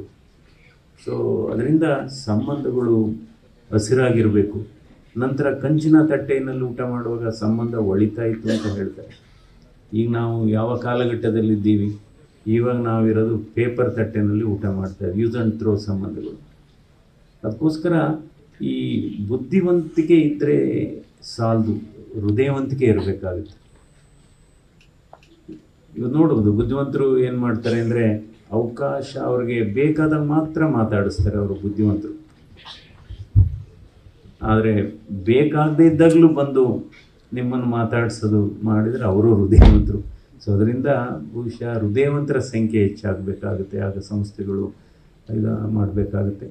ಸೊ ಇವತ್ತು ನೀವೆಲ್ಲ ನಮಗೆ ತುಂಬ ಹೃದಯಸ್ಪರ್ಶಿ ಇವತ್ತು ಬೀಳ್ಕೊಡುಗೆಯನ್ನು ಕೊಟ್ಟಿದ್ದೀರಿ. ಅದಕ್ಕೋಸ್ಕರ ನಾವು ತುಂಬ ಆಭಾರಿಯಾಗಿದ್ದೇನೆ. ಯಾಕೆಂದರೆ ಈಗೋ ಅಂತ ಇರಬಾರ್ದು, ಈಗೋ ಅದೊಂದು ಬೆಳೆಸ್ಕೋಬಾರ್ದು. ನಾನು ಬೆಂಗಳೂರು ಜಯದೇವದಲ್ಲೂ ಕೂಡ ಕ್ಯಾತ್ ಲ್ಯಾಬಲ್ಲಿ ಒಂದು ಬೋರ್ಡ್ ಹಾಕಿದ್ದೀನಿ, keep your ego and arrogance outside before entering the cath lab ಅಂತ. ನಂತರ ನನಗೆ ಗೊತ್ತಿಲ್ಲದೆ ಇದ್ದರೆ ಜ್ಞಾನಿಗೂ ಅಜ್ಞಾನಿಗೂ ವ್ಯತ್ಯಾಸ ಇದೆ. ಆ್ಯಕ್ಚುಲಿ ಜ್ಞಾನಿ ಅಂದರೆ ಅವನು ಮಾಡಿದ ತಪ್ಪನ್ನು ತಿದ್ದುಕೊಳ್ತಾನೆ, ಅವನು ಜ್ಞಾನಿ ಆಗ್ತಾನೆ. ಮಾಡಿದ ತಪ್ಪನ್ನೇ ಸಮರ್ಥನೆ ಮಾಡಿಕೊಳ್ಳೋದು ಅಜ್ಞಾನಿ. ಅದರಿಂದ ಜ್ಞಾನಿಗಳಾಗಬೇಕು. ಅಂದರೆ ನಾವು ಮಾಡುವ ಕೆಲಸದಲ್ಲಿ ನಮಗೆ ಒಂದು ತೃಪ್ತಿ ಇರಬೇಕು, ಸಂತೃಪ್ತಿ ಇರಬೇಕು, ಪ್ರೀತಿಸಬೇಕು ಕೆಲಸ. ನನ್ನ ಅರ್ಥದಲ್ಲಿ ನಾವು ಮಾಡುವ ಕೆಲಸವನ್ನು ಸರಿಯಾಗಿ ಮಾಡದೆ, ಅದಕ್ಕೆ ಇಂಟಿಗ್ರಿಟಿ ಅಂತ ಒಂದು ವರ್ಡ್ ಹೇಳ್ತೀವಿ. ಇಂಟಿಗ್ರಿಟಿ ಅಂದರೆ ಏನು? ಯಾರೂ ಕೂಡ ನಮ್ಮನ್ನು ಅಬ್ಸರ್ವ್ ಮಾಡದೇ ಇದ್ದಾಗ, ಸೂಪರ್ವೈಸ್ ಮಾಡದೇ ಇದ್ದಾಗ, ನಮ್ಮ ಕೆಲಸವನ್ನು ನಾವು ಶ್ರದ್ಧೆಯಿಂದ ಪ್ರಾಮಾಣಿಕವಾಗಿ ನಾವು ಆ ಕೆಲಸ ಮಾಡಿದರೆ ಅದು ಇಂಟಿಗ್ರಿಟಿ. ಇವತ್ತು ಯಾರೋ ಇನ್ಸ್ಪೆಕ್ಷನ್ ಬರ್ತಾರೆ, ಇವತ್ತು ಯಾರೋ ಅವ್ರು ಬರ್ತಾರೆ, ಇವ್ರು ಬರ್ತಾ ಇರುತ್ತೆ, ಅವತ್ತು ಮಾತ್ರ ಕೆಲಸ ಮಾಡಿ ಮಿಕ್ಕಿದ ದಿವಸ ಕೆಲಸ ಮಾಡದೇ ಇರೋದು ಇಂಟಿಗ್ರಿಟಿ ಅಲ್ಲ. ಸೊ ಅದರಿಂದ ಸೋಮಾರಿತನ ಇರಬಾರ್ದು. ಈಗ ಕೆಲವರೆಲ್ಲ ಚೀಟಿ ಕಳಿಸ್ತಾರೆ, ಇದೆಲ್ಲ ಈ ಸರ್ಕಾರಿ ವ್ಯವಸ್ಥೆಯಲ್ಲಿ ನೋಡಿದ್ದೀನಿ. ಮೊನ್ನೆ ಯಾರೋ ಒಂದು ಚೀಟಿ ಕಳಿಸಿದ್ರು, ಯಾರೋ ಮಿನಿಸ್ಟರ್ ಹೆಸರು ಬರೆದು ರೈಟ್ ಹ್ಯಾಂಡ್ ಆಫ್ ಮಿನಿಸ್ಟರ್ ಅಂತ. ನಾನಿದೆ, ನಿನ್ನ ಲೆಫ್ಟ್ ಹ್ಯಾಂಡ್ ಯಾರೋ ಬಂದಿಲ್ವೇನಪ್ಪ ಅಂತ ಅಂದ್ಕೊಂಡೆ. ಈ ರೀತಿ ಇವತ್ತು ಬರುತ್ತೆ, ಬಹಳ ಒತ್ತಡ ಇರುತ್ತೆ. ಇವತ್ತು ಸರ್ಕಾರಿ ವ್ಯವಸ್ಥೆಯಲ್ಲಿ ಕೆಲಸ ಮಾಡಬೇಕಾದ್ರೆ ಬಹಳ ಒತ್ತಡ ಇರುತ್ತೆ. ಸೊ ಆ ಒತ್ತಡವನ್ನು ನಿಭಾಯಿಸಬೇಕಾಗುತ್ತೆ. ಸೊ ಒಂದು ಕಡೆ ರೋಗಿಗಳ ಒತ್ತಡ, ಇನ್ನೊಂದು ಕಡೆ ಸಿಬ್ಬಂದಿಗಳ ಒತ್ತಡ, ಇನ್ನೊಂದು ಕಡೆ ವ್ಯವಸ್ಥೆಯ ಒತ್ತಡ. ಸೊ ರೈಟ್ ಹ್ಯಾಂಡ್ ಅಂತ, ಸೊ ಅವ್ರನ್ನ ಬೇರೆ ಸಂತೈಸಬೇಕು. ಆಯಿತು, ಇದೇನ್ರಿ ಈಗ ಬರೆದಿದ್ದೀರ? ಹಾಗೆ ಇಲ್ಲ ಸರ್, ಹಂಗೆ. ಸೊ ನಾನು ಅಂದ್ಕೊಂಡೆ ನಿಮ್ಮ ಕೈಯೇ ಬಂದಿದೆಯೋ ಅಥವಾ ನೀವೇ ಬಂದಿದ್ದೀರೋ ಏನು ಅಂದ್ಬಿಟ್ಟು. ಬಟ್ ಆ ಮಟ್ಟಕ್ಕಿದೆ ಇವತ್ತು ವ್ಯವಸ್ಥೆ. ಅಂದರೆ ಇವತ್ತು ಈ ವ್ಯವಸ್ಥೆಯಲ್ಲಿ ಒಬ್ಬ ಕಾರ್ ಡ್ರೈವರು, ಒಬ್ಬ ಜನಪ್ರತಿನಿಧಿಯ ಕಾರ್ ಡ್ರೈವರು ಒಬ್ಬ ಆಫೀಸರ್ನ ಬದಲಾಯಿಸ್ಬೋದು. ಒಬ್ಬ ಅವ್ರಿಗೆ ಮಸಾಜ್ ಮಾಡೋವನು ನಿಮ್ಮ ದೊಡ್ಡ ಆಫೀಸರ್ನ ಬದಲಾಯಿಸ್ಬೋದು. ಅಥವಾ ಅವ್ರಿಗೆ ಊಟ ಬಡಿಸೋನು ಒಂದು ಚೇಂಜ್ ಮಾಡ್ಬೋದು. ಆ ಥರ ವ್ಯವಸ್ಥೆ ಇದೆ. ಅವನೇನು ಮಾಡ್ತಾರೆ, ಮಸಾಜ್ ಮಾಡುವಾಗ ನಿಮ್ಮ ಮೇಲೆ ಸುಳ್ಳು ಹೇಳ್ತಾ ಹೋಗ್ತಾನೆ, ಅಥವಾ ಊಟ ಬಡಿಸುವಾಗಲೂ ಅಷ್ಟೇ ಹೇಳ್ತಾ ಇರ್ತಾರೆ. ಕಾರ್ ಡ್ರೈವ್ ಮಾಡುವಾಗ ನಿಶ್ಶಬ್ದ ಬೇರೆ ಇರುತ್ತೆ, AC ಕ್ಲೋಸ್ ಆಗಿರುತ್ತೆ ಡೋರು. ಅದಕ್ಕೋಸ್ಕರ ನೀವು ಅವ್ರನ್ನೆಲ್ಲ ಸರಿಯಾಗಿ ನೋಡ್ಕೋಬೇಕು, ಹುಷಾರಾಗಿ ಸೊ ಅವ್ರನ್ನೆಲ್ಲ ನೋಡ್ಕೋಬೇಕಾಗುತ್ತೆ. ಸೊ ಹೀಗಾಗಿ ಇವತ್ತು ಈ ವ್ಯವಸ್ಥೆ ಏನಾಗಿದೆ, ಅದ್ಭುತವಾಗಿ ಇವತ್ತು ಮೈಸೂರು ಜಯದೇವ ಬಗ್ಗೆ ಹೇಳೋದಾದರೆ ಪ್ರತಿದಿನ 60ರಿಂದ 70 ಆ್ಯಂಜಿಯೋಪ್ಲಾಸ್ಟಿ ಆಗುತ್ತೆ. ಇದೊಂದು ಹಾಗೆ ಒಂದು 5ರಿಂದ 6 ಓಪನ್ ಹಾರ್ಟ್ ಸರ್ಜರಿ ಆಗ್ತಾಯಿದೆ. ಇಲ್ಲೇ ನಮ್ಮ ಶಿವರಾಮ್ ಅವ್ರು ಕೂತಿದ್ದಾರೆ, ಮಧು ಕೂತಿದ್ದಾರೆ, ಕುಮಾರ್ ಕೂತಿದ್ದಾರೆ, ನಾಯಕ್ ಕೂತಿದ್ದಾರೆ. ಅಂದರೆ ಇನ್ನೊಂದೇನಪ್ಪ ಅಂದರೆ ಜಯದೇವ ಆಸ್ಪತ್ರೆಯಲ್ಲಿ ಯೂಸ್ ಮಾಡತಕ್ಕಂಥ ಔಷಧಿಗಳಾಗ್ಬೋದು, ಯೂಸ್ ಮಾಡತಕ್ಕಂಥ ಡಿಸ್ಪೋಸಬಲ್ಸು, ಕನ್ಸ್ಯೂಮಬಲ್ಸು, ಆಪ್ರೇಷನ್ ಮೆಟೀರಿಯಲ್ಸ್ ಏನಾಗುತ್ತೆ ಎಲ್ಲ ವರ್ಲ್ಡ್ ಕ್ಲಾಸ್ ಮೆಟೀರಿಯಲ್ಸ್ ಅದು ಯೂಸ್ ಮಾಡ್ತಾ ಇದ್ದೀವಿ ನಾವು. ಕೆಲವರು ಹೇಳ್ತಾರೆ ಪ್ರೈವೇಟ್ ಆಸ್ಪತ್ರೆಯಲ್ಲೂ ಇಲ್ಲವಲ್ಲ ಸರ್ ಈ ಥರ ಆ ಥರ. ಸೊ ಆ ರೀತಿ ನಂತರ ಇವತ್ತು May 25 parliamentary standing committee visit ಮಾಡಿದರು ಜಯದೇವಗೆ. 15 ಜನ MPs from all over India. ಅವರು ಜಯದೇವ ಆಸ್ಪತ್ರೆಯ ಆಡಳಿತಾತ್ಮಕ ವಿಚಾರಗಳು, ಕಾರ್ಯದಕ್ಷತೆ, ಸ್ವಚ್ಛತೆ ಮತ್ತು ಅದರಲ್ಲಿ ಇರತಕ್ಕಂಥ ಎಲ್ಲ ವ್ಯವಸ್ಥೆ ನೋಡಿ ಇದ್ರ ಓನರ್ ಯಾರು ಅಂತ ಕೇಳಿದರು. ನಾನು ಹೇಳಿದೆ ಓನರ್ ಸರ್ಕಾರ, ನಾನು ಇಲ್ಲಿ ನಿರ್ದೇಶಕ. ಅವರು ಹೇಳಿದರು ನಾವು ನಮ್ಮ ವರದಿಯಲ್ಲಿ ನಾವು ಉಲ್ಲೇಖ ಮಾಡ್ತೀವಿ, ಮಂಜುನಾಥ್ ಅವರ ಮಾಡೆಲ್ ಏನಿದೆ, ಅಡ್ಮಿನಿಸ್ಟ್ರೇಟಿವ್ ಮಾಡೆಲ್ ಏನಿದೆ, ಇದು ಇಡೀ ರಾಷ್ಟ್ರದ ಎಲ್ಲ ಸರ್ಕಾರಿ ಆಸ್ಪತ್ರೆಗಳಿಗೆ ಇದು ಅನುಕರಣೆ ಆಗಬೇಕು, ರೆಪ್ಲಿಕೇಟ್ ಆಗಬೇಕು ಅಂತ ವರದಿ ಮಾಡ್ತೀವಿ ಅಂತ ಹೇಳಿ. ಸೊ ಹಾಗಾಗಿ ನಂತರ ಚೀಫ್ ಸೆಕ್ರೆಟರಿಯವರು, ಹಿಂದೆ ಇದ್ದಂಥ ಚೀಫ್ ಸೆಕ್ರೆಟರಿಯವರು ಎಲ್ಲ ಸರ್ಕಾರಿ ವೈದ್ಯಕೀಯ ಕಾಲೇಜುಗಳು, ಎಲ್ಲ ಸರ್ಕಾರಿ ವೈದ್ಯಕೀಯ ಸ್ವಾಯತ್ತ ಸಂಸ್ಥೆಗಳಿಗೆ ಒಂದು ಸರ್ಕ್ಯುಲರ್ ಕಳಿಸಿದರು. ಜಯದೇವ ಆಸ್ಪತ್ರೆಯಲ್ಲಿ ಯಾವ ರೀತಿ ಕಾರ್ಯನಿರ್ವಹಣೆ ಇದೆ, ಯಾವ ರೀತಿ ನಾವು ಪ್ರೊಕ್ಯೂರ್ಮೆಂಟ್ ಇದೆ, ಯಾವ ರೀತಿ ನಾವು ಇದೆ, ಅದನ್ನೆಲ್ಲ ಜಯದೇವ ಆಸ್ಪತ್ರೆ ಮಾದರಿ ಅದು ಆನ್ ದಿ ರೆಕಾರ್ಡ್ ಗೌರ್ಮೆಂಟ್ ಸರ್ಕ್ಯುಲರಲ್ಲೇ ಇದೆ ಮಾಡಬೇಕು ಅಂತ. ಅಂದರೆ ನನಗೆ ಯಾವಾಗಲೂ ಅಷ್ಟೇ, ನನಗೆ ಈ ಕೆಳ ಹಂತದ ವರ್ಕರ್ಸ್ ಕಂಡ್ರೆ ನನಗೆ ಬಹಳ ಪ್ರೀತಿ, ನಿಜವಾದ ಪ್ರೀತಿ. ಅಂದರೆ ನಮ್ಮ ಗ್ರೂಪ್ ಡಿ ವರ್ಕರ್ಸ್ ಆಗ್ಬೋದು, ಹೌಸ್ ಕೀಪಿಂಗ್ ಆಗ್ಬೋದು, ಸೆಕ್ಯೂರಿಟಿ ಆಗ್ಬೋದು, ನಿಮ್ಮೆಲ್ಲೂ ಪ್ರೀತಿ ಇದೆ, ಪ್ರೀತಿ ಇಲ್ಲ ಅಂತಲ್ಲ. ಯಾಕೆಂದರೆ ನಾವು ಯಾವಾಗಲೂ ಅಷ್ಟೇ ಯಾರಿಗೆ ಕಡಿಮೆ ಸಂಬಳ ಬರ್ತಾ ಇದೆ ಅವ್ರ ಬಗ್ಗೆ ಹೆಚ್ಚು ಗಮನವನ್ನು ಹರಿಸ್ಬೇಕು ನಾವು. ಬಹುಶಃ ಇಡೀ ನಮ್ಮ ದೇಶದಲ್ಲಿ ಕಾಂಟ್ರಾಕ್ಟ್ ಬೇಸಿಸ್, ಗುತ್ತಿಗೆ ಆಧಾರದ ಮೇಲೆ ಇರತಕ್ಕಂಥ ನರ್ಸಸ್ಗಳಿಗೆ ಅಥವಾ ಟೆಕ್ನಿಷಿಯನ್ಗಳಿಗೆ ಇಲ್ಲಿ ಕೊಡ್ತಕ್ಕಂಥ ಇಷ್ಟು ಸಂಬಳ ಇನ್ನೆಲ್ಲೂ ಕೊಡ್ತಾ ಇಲ್ಲ, ಕಾಂಟ್ರಾಕ್ಟ್ ಬೇಸಿಸ್ ಅವರಿಗೆ. ನೋಡಿ, ಸ್ಟಾಫ್ ನರ್ಸಸ್ಸು 12-13 ವರ್ಷದಿಂದ ಗುತ್ತಿಗೆ ಆಧಾರದ ಮೇಲೆ ಕೆಲಸ ಮಾಡ್ತಾ ಇದ್ದಾರೆ, 46,000 ರೂಪಾಯಿ ಬರ್ತಾ ಇದೆ. ಬೇರೆ ಕಡೆ 20,000 ಕೊಡ್ತಾ ಇದ್ದಾರೆ. ಅದಕ್ಕೋಸ್ಕರ ಈಗ ನಮ್ಮನ್ನೇನು ಮಾಡಿದ್ದಾರೆ, ಇವತ್ತು ಬೇರೆ ಮೆಡಿಕಲ್ ಕಾಲೇಜವರು ನಮ್ಮನ್ನು ಪಾರ್ಟಿ ಮಾಡಿದ್ದಾರೆ ಹೈಕೋರ್ಟಲ್ಲಿ. ಜಯದೇವ ಆಸ್ಪತ್ರೆ ಜಾಸ್ತಿ ಕೊಡ್ತಾ ಇದ್ದಾರೆ, ನಮ್ಗೆ ಯಾಕೆ ಅಷ್ಟು ಕೊಡ್ತಾ ಇಲ್ಲ ಅಂದ್ಬಿಟ್ಟು ಈಗ ಸರ್ಕಾರ ಏನು ಹೇಳ್ತಾ ಇದೆ, ಮಂಜುನಾಥ್ ನೀವ್ಯಾಕೆ ಅಷ್ಟು ಕೊಡಕ್ಕೆ ಹೋದ್ರಿ ಅಂತ. ಇದೇನಾಗಿದೆ, ನನ್ನ ಚಿಂತನೆ ಏನು ಅಂದರೆ, ಈಗ ಒಬ್ಬ ವೈದ್ಯರಿಗೆ 2 ಲಕ್ಷ ಕೊಡ್ತೀವಿ ನೀ ಸ್ಯಾಲ್ರಿ, ಅವ್ರಿಗೆ ಸರಿಯಾಗಿ ಕೆಲಸ ಮಾಡಲ್ಲ ಅಂದ್ಕೊಳ್ಳೋಣ ಯಾರೋ ಒಬ್ಬರು. ಅದೇ ನಾವು 100 ಜನ ಈ ಗ್ರೂಪ್ ಡಿ ಅಂದರೆ ಗ್ರೂಪ್ ಡಿ ನೌಕರರಿಗೆ, ಗ್ರೂಪ್ ಡಿ ದರ್ಜೆ ನೌಕರ 100 ಜನರಿಗೆ 2,000 ರೂಪಾಯಿ ಜಾಸ್ತಿ ಮಾಡಿದರೆ ಎಷ್ಟಾಯಿತು? 2 ಲಕ್ಷ ಆಯಿತು. 100 × 2 2 ಲಕ್ಷ. ಆ 100 ಜನದಲ್ಲಿ 80 ಜನ ಕೆಲಸ ಮಾಡ್ತಾರ? ಆ ರೀತಿ ಯೋಚನೆ ಮಾಡಬೇಕು. ಅವ್ರಿಗೂ ಮಕ್ಕಳಿರ್ತಾರೆ, ಅವರು ವಿದ್ಯಾಭ್ಯಾಸ ಮಾಡಬೇಕು. ಆ ರೀತಿ ನಾವು ಚಿಂತನೆಯನ್ನು ನಾವು ಮಾಡಬೇಕಾಗುತ್ತೆ. ಪ್ರೋತ್ಸಾಹಧನವನ್ನು ನಾವು ಇಂಟ್ರೊಡ್ಯೂಸ್ ಮಾಡಿ first time in this country government institution. ಅಂದರೆ incentive based on performance, productivity and punctuality. ಕೆಲವ್ರು ಬಂದು ಕೇಳ್ತಾರೆ, ಸರ್ ಈ ಸರಿ ನಂದು ಇನ್ಸೆಂಟಿವ್ ಕಡಿಮೆ ಆಗ್ಬಿಟ್ಟಿದೆಯಲ್ಲ ಯಾಕೆ ಸರ್ ಅಂತ. ನಾನು ಅವ್ರಿಗೆ ಹೇಳಿದ್ದೀನಿ, ನಿಮಗೆ ಗೊತ್ತಲ್ಲ ನನಗಿಂತ. ಇಲ್ಲ ಸರ್, ಒಂದು 7 ದಿವಸ ರಜೆ ಹೋಗಿದ್ವಿ ಅದಕ್ಕೆ ಅಂತ ಅಷ್ಟೇ. So based on performance, productivity, punctuality, ಅದು ಸರ್ಕಾರದ ಅನುದಾನದಿಂದ ಕೊಡ್ತಾ ಇಲ್ಲ, ನಮ್ಮ ಆಂತರಿಕ ಸಂಪನ್ಮೂಲದಿಂದ ಕೊಡ್ತಾ ಇದೆ. ನಂತರ 2017ನೇ ಇಸ್ವಿನಲ್ಲಿ ಒಂದು AG ಆಡಿಟ್ ಆಯಿತು, ಅಕೌಂಟೆಂಟ್ ಜನರಲ್ ಆಫ್ ಇಂಡಿಯಾ ಆಡಿಟಲ್ಲಿ ಒಂದು ಅಪ್ರಿಸಿಯೇಷನ್ ಪ್ಯಾರಾ ಬರೆದಿದ್ದಾರೆ. ಏನು ಅಪ್ರಿಸಿಯೇಷನ್ ಪ್ಯಾರಾ ಬರೆದಿದ್ದಾರೆ ಅಂದರೆ, ಸರ್ಕಾರದಿಂದ 24% ಅನುದಾನದ ಕೊರತೆ ಇದ್ದರೂ ಕೂಡ ಜಯದೇವ ಆಸ್ಪತ್ರೆ ತುಂಬ ಅತ್ಯುತ್ತಮವಾಗಿ ಮಾದರಿ ಆಸ್ಪತ್ರೆಯಾಗಿ ಗುಣಮಟ್ಟದ ಚಿಕಿತ್ಸೆಯನ್ನು ಕೊಡ್ತಾ ಇದೆ. ಅದಕ್ಕೋಸ್ಕರ ಇವತ್ತು ಜಯದೇವ ಆಸ್ಪತ್ರೆಯ ಮಾದರಿಯನ್ನು ನಾವು ಎಲ್ಲ ಸರ್ಕಾರಿ ಆಸ್ಪತ್ರೆಗಳು ಫಾಲೋ ಮಾಡಬೇಕು ಅಂತ AG accountant general of India audit ಮಾಡಿ, ಇದು it is because of external internal finance management ಅಂತ ಮಾಡಿದ್ದಾರೆ. ಸೊ ಅದರಿಂದ ಮತ್ತು Indian institute of management, London school of economics, Yale university of United States, leadership school of Singapore ಅವರೆಲ್ಲ ಈ ಮಾಡೆಲ್ನ replicate ಮಾಡಬೇಕು.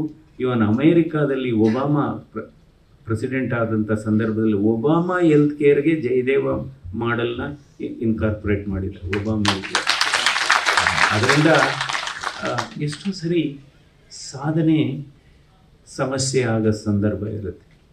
ಎಷ್ಟೋ ಸರಿ ಅತಿಯಾದ ಸಾಧನೆ, ಎಷ್ಟೋ ಸರಿ ಒಂದು ಪುಸ್ತಕ ನೋಡ್ತಾ ಇದ್ದೆ ನಾನು, ಒಳ್ಳೆಯವರಿಗೆ ಯಾಕೆ ಕೆಟ್ಟದ್ದಾಗ್ಬೋದು, ಒಳ್ಳೆಯವರಿಗೆ ಕೆಟ್ಟದ್ದು ಯಾಕಾಗುತ್ತೆ ಅಂದರೆ, ಒಳ್ಳೆಯವರಿಗೆ ಒಂದು ಕೆಟ್ಟ ಗುಣ ಇರುತ್ತಂತೆ. ಏನಪ್ಪ ಅಂದರೆ, ಒಳ್ಳೆಯ ಕೆಲಸವನ್ನು ಯಾವಾಗ ಮಾಡೋದು ನಿಲ್ಲಿಸ್ಬೇಕು ಅಂತ ಅವ್ರಿಗೆ ಗೊತ್ತಿರಲ್ವಂತೆ. ಒಳ್ಳೆಯವರಿಗೆ ಒಳ್ಳೆಯ ಕೆಲಸವನ್ನು ಮಾಡೋದು ಯಾವಾಗ ನಿಲ್ಲಿಸೋದು ಅದು ಗೊತ್ತಿರಲ್ವಂತೆ. ಹೀಗಾಗಿ ಬಹಳ ಮುಖ್ಯವಾದದ್ದು ನನ್ನ ಪರಿಕಲ್ಪನೆ ಯಾಗಿತ್ತು ಅಂದರೆ, ನಾನು ಯಾರಿಗೂ ಸಮಸ್ಯೆ ಆಗಬಾರ್ದು, ಎಲ್ಲವರಿಗೂ ಪರಿಹಾರ ಆಗಬೇಕು ಅನ್ನೋದು ಮಾತು, ಯಾರಿಗೂ ಸಮಸ್ಯೆ. ಸೊ ಅದರಿಂದ ನಾವು ಅಂದರೆ ಈ ವ್ಯವಸ್ಥೆಯಲ್ಲಿ ಎಲ್ಲರನ್ನೂ ಸಂತೋಷಪಡಿಸ್ಲಿಕ್ಕೆ ಸಾಧ್ಯ ಇಲ್ಲ, ಬ್ರಹ್ಮನಿಗೂ ಸಾಧ್ಯ ಇಲ್ಲ. ಸೊ ಆದರೆ ನಾವು ಹಂತವಾಗಿ ಯೋಚನೆ ಮಾಡಬೇಕು. ಇವೆಲ್ಲ ನಮಗೆ ಇದೆಲ್ಲ ದೇವರು ನಿಮಗೆಲ್ಲ ಅವಕಾಶ ಕೊಟ್ಟಿದ್ದಾನೆ, ಒಂದೊಂದು ಕೆಲಸ ಕೊಟ್ಟಿದ್ದಾನೆ. ಸೊ ಹಂತವಾಗಿ ನಿಮಗೇನು ಸಿಗಬೇಕು ಅದು ಸಿಗುತ್ತೆ. ಅದು ರ್ಯಾಟ್ ರೇಸ್ ಆಗಬಾರ್ದು. ಹೀಗಾಗಿ ಮತ್ತೊಮ್ಮೆ ಎಲ್ಲರಿಗೂ ಉತ್ತಮವಾದಂಥ ಭವಿಷ್ಯ ಇದೆ. ನೀವು ಒಳ್ಳೆಯ ಕೆಲಸ ಮಾಡಿ, ಯಾವ ರೀತಿ ಕೆಲಸ ಆಗ್ತಾಯಿದೆ, ಯಾವುದೇ ಒಂದು ಸಣ್ಣ ಪುಟ್ಟ ಭಿನ್ನಾಭಿಪ್ರಾಯ ಇದ್ದರೆ ಮರೆತು ಬಿಡಬೇಕು. ಯಾವಾಗಲೂ ಅಷ್ಟು work place wellness is very important. ಸಣ್ಣ ಪುಟ್ಟ ಭಿನ್ನಾಭಿಪ್ರಾಯ ಇರುತ್ತೆ, ಬಟ್ ನಮಗೆ ಬಹಳ ನಮ್ಮ ನಿಜವಾದ VIPs ಯಾರಪ್ಪ ಅಂದರೆ ರೋಗಿಗಳು. ಈ ಆಸ್ಪತ್ರೆಯ ನಿಜವಾದ VIPಗಳು ರೋಗಿಗಳು. ಆ ರೀತಿ ತಾವು ಕೆಲಸ ಮಾಡಬೇಕಾಗುತ್ತೆ. ಸೊ ಎಲ್ಲರಿಗೂ ತಾಯಿ ಹೃದಯ ಇರಬೇಕಾಗುತ್ತೆ. ತಾಯಿ ಹೃದಯ ಅಂದರೆ ಅದಕ್ಕೊಂದು ಕಥೆನೇ ಇದೆ. ಯಾರೋ ಒಬ್ಬ ಹುಡುಗ ಒಂದು ಹುಡುಗಿ ಲವ್ ಮಾಡ್ತಾ ಇರ್ತಾನಂತೆ. ಸೊ ಅವರು ಆ ಹುಡುಗಿ ಟೆಸ್ಟ್ ಮಾಡೋದಕ್ಕೆ ಹೋಗಿ ನಿನ್ನ ತಾಯಿ ಹೃದಯ ತಗೋಬಾ ಅಂತ. ಇತ್ತೀಚೆಗೆ ಆ ಥರ ಜಾಸ್ತಿ ಆಗ್ತಾ ಇದೆ. ಸೊ ಅವನು ಎದೆ ಸೇರಿಬಿಟ್ಟು ಆ ಹೃದಯ ತಗೊಂಡು ಕೈಲಿ ಇಟ್ಕೊಂಡು ಓಡ್ತಾ ಇದ್ದಂತೆ ಲವರ್ ಹುಡುಗಿ ಹತ್ರ. ಆಗ ಹೃದಯ ಹೇಳುತ್ತಂತೆ, ಮಗ ನೀನು ನಿಧಾನಕ್ಕೆ ಹೋಗು, ಅದಿದ್ರೆ ಬಿದ್ದೋಗ್ಬಿಡುತ್ತೆ ಹೃದಯ ಅಂತ. ಸೊ ಅಷ್ಟು ಮಮತೆ ಇರುತ್ತೆ, ಅದಕ್ಕೆ ತಾಯಿ ಹೃದಯ ಅಂತ. ಸೊ ಹೀಗಾಗಿ ನಾವು ಈ ರೀತಿ ಎಲ್ಲ ಕೆಲಸ ಮಾಡಬೇಕು. ತಮ್ಮೆಲ್ಲರಿಗೂ ಒಳ್ಳೆಯದಾಗಲಿ. ನಮ್ಮ ಸಲಹೆ ಯಾವಾಗಲೂ ಇದ್ದೇ ಇರುತ್ತೆ. ನಾವು ಇಲ್ಲಿ ನಿರ್ದೇಶಕನಾಗಿ ನಿರ್ಗಮಿಸಿದರೂ ಕೂಡ ಈ ಆರೋಗ್ಯ ಕ್ಷೇತ್ರದಲ್ಲಿ ತಮ್ಮ ಸಲಹೆ ಇದ್ದೇ ಇರುತ್ತೆ. ನಾವು ಎಂದೆಂದಿಗೂ ಸ್ನೇಹಿತರಾಗಿರೋಣ. ನಾನು ಯಾರನ್ನೂ ಕೂಡ ನಮ್ಮ ಇದು ಸಿಬ್ಬಂದಿ ವರ್ಗದವರು ಅಂತ ನಾನು ಅಂದ್ಕೊಂಡೇ ಇಲ್ಲ. ನೀವೆಲ್ಲ ನನ್ನ ಸ್ನೇಹಿತರು, ನೀವೆಲ್ಲ ನನ್ನ ಸಂಬಂಧಿಕರು. ಹೀಗಾಗಿ ನಿಮ್ಮೆಲ್ಲರಿಗೂ ಒಳ್ಳೆಯದಾಗಲಿ. ನಮಸ್ಕಾರ. ನ್ಯೂಸ್ ಫಸ್ಟ್, ನಿರ್ಭೀತಿಯಿಂದ ನಿಮ್ಮ ಪರವಾಗಿ.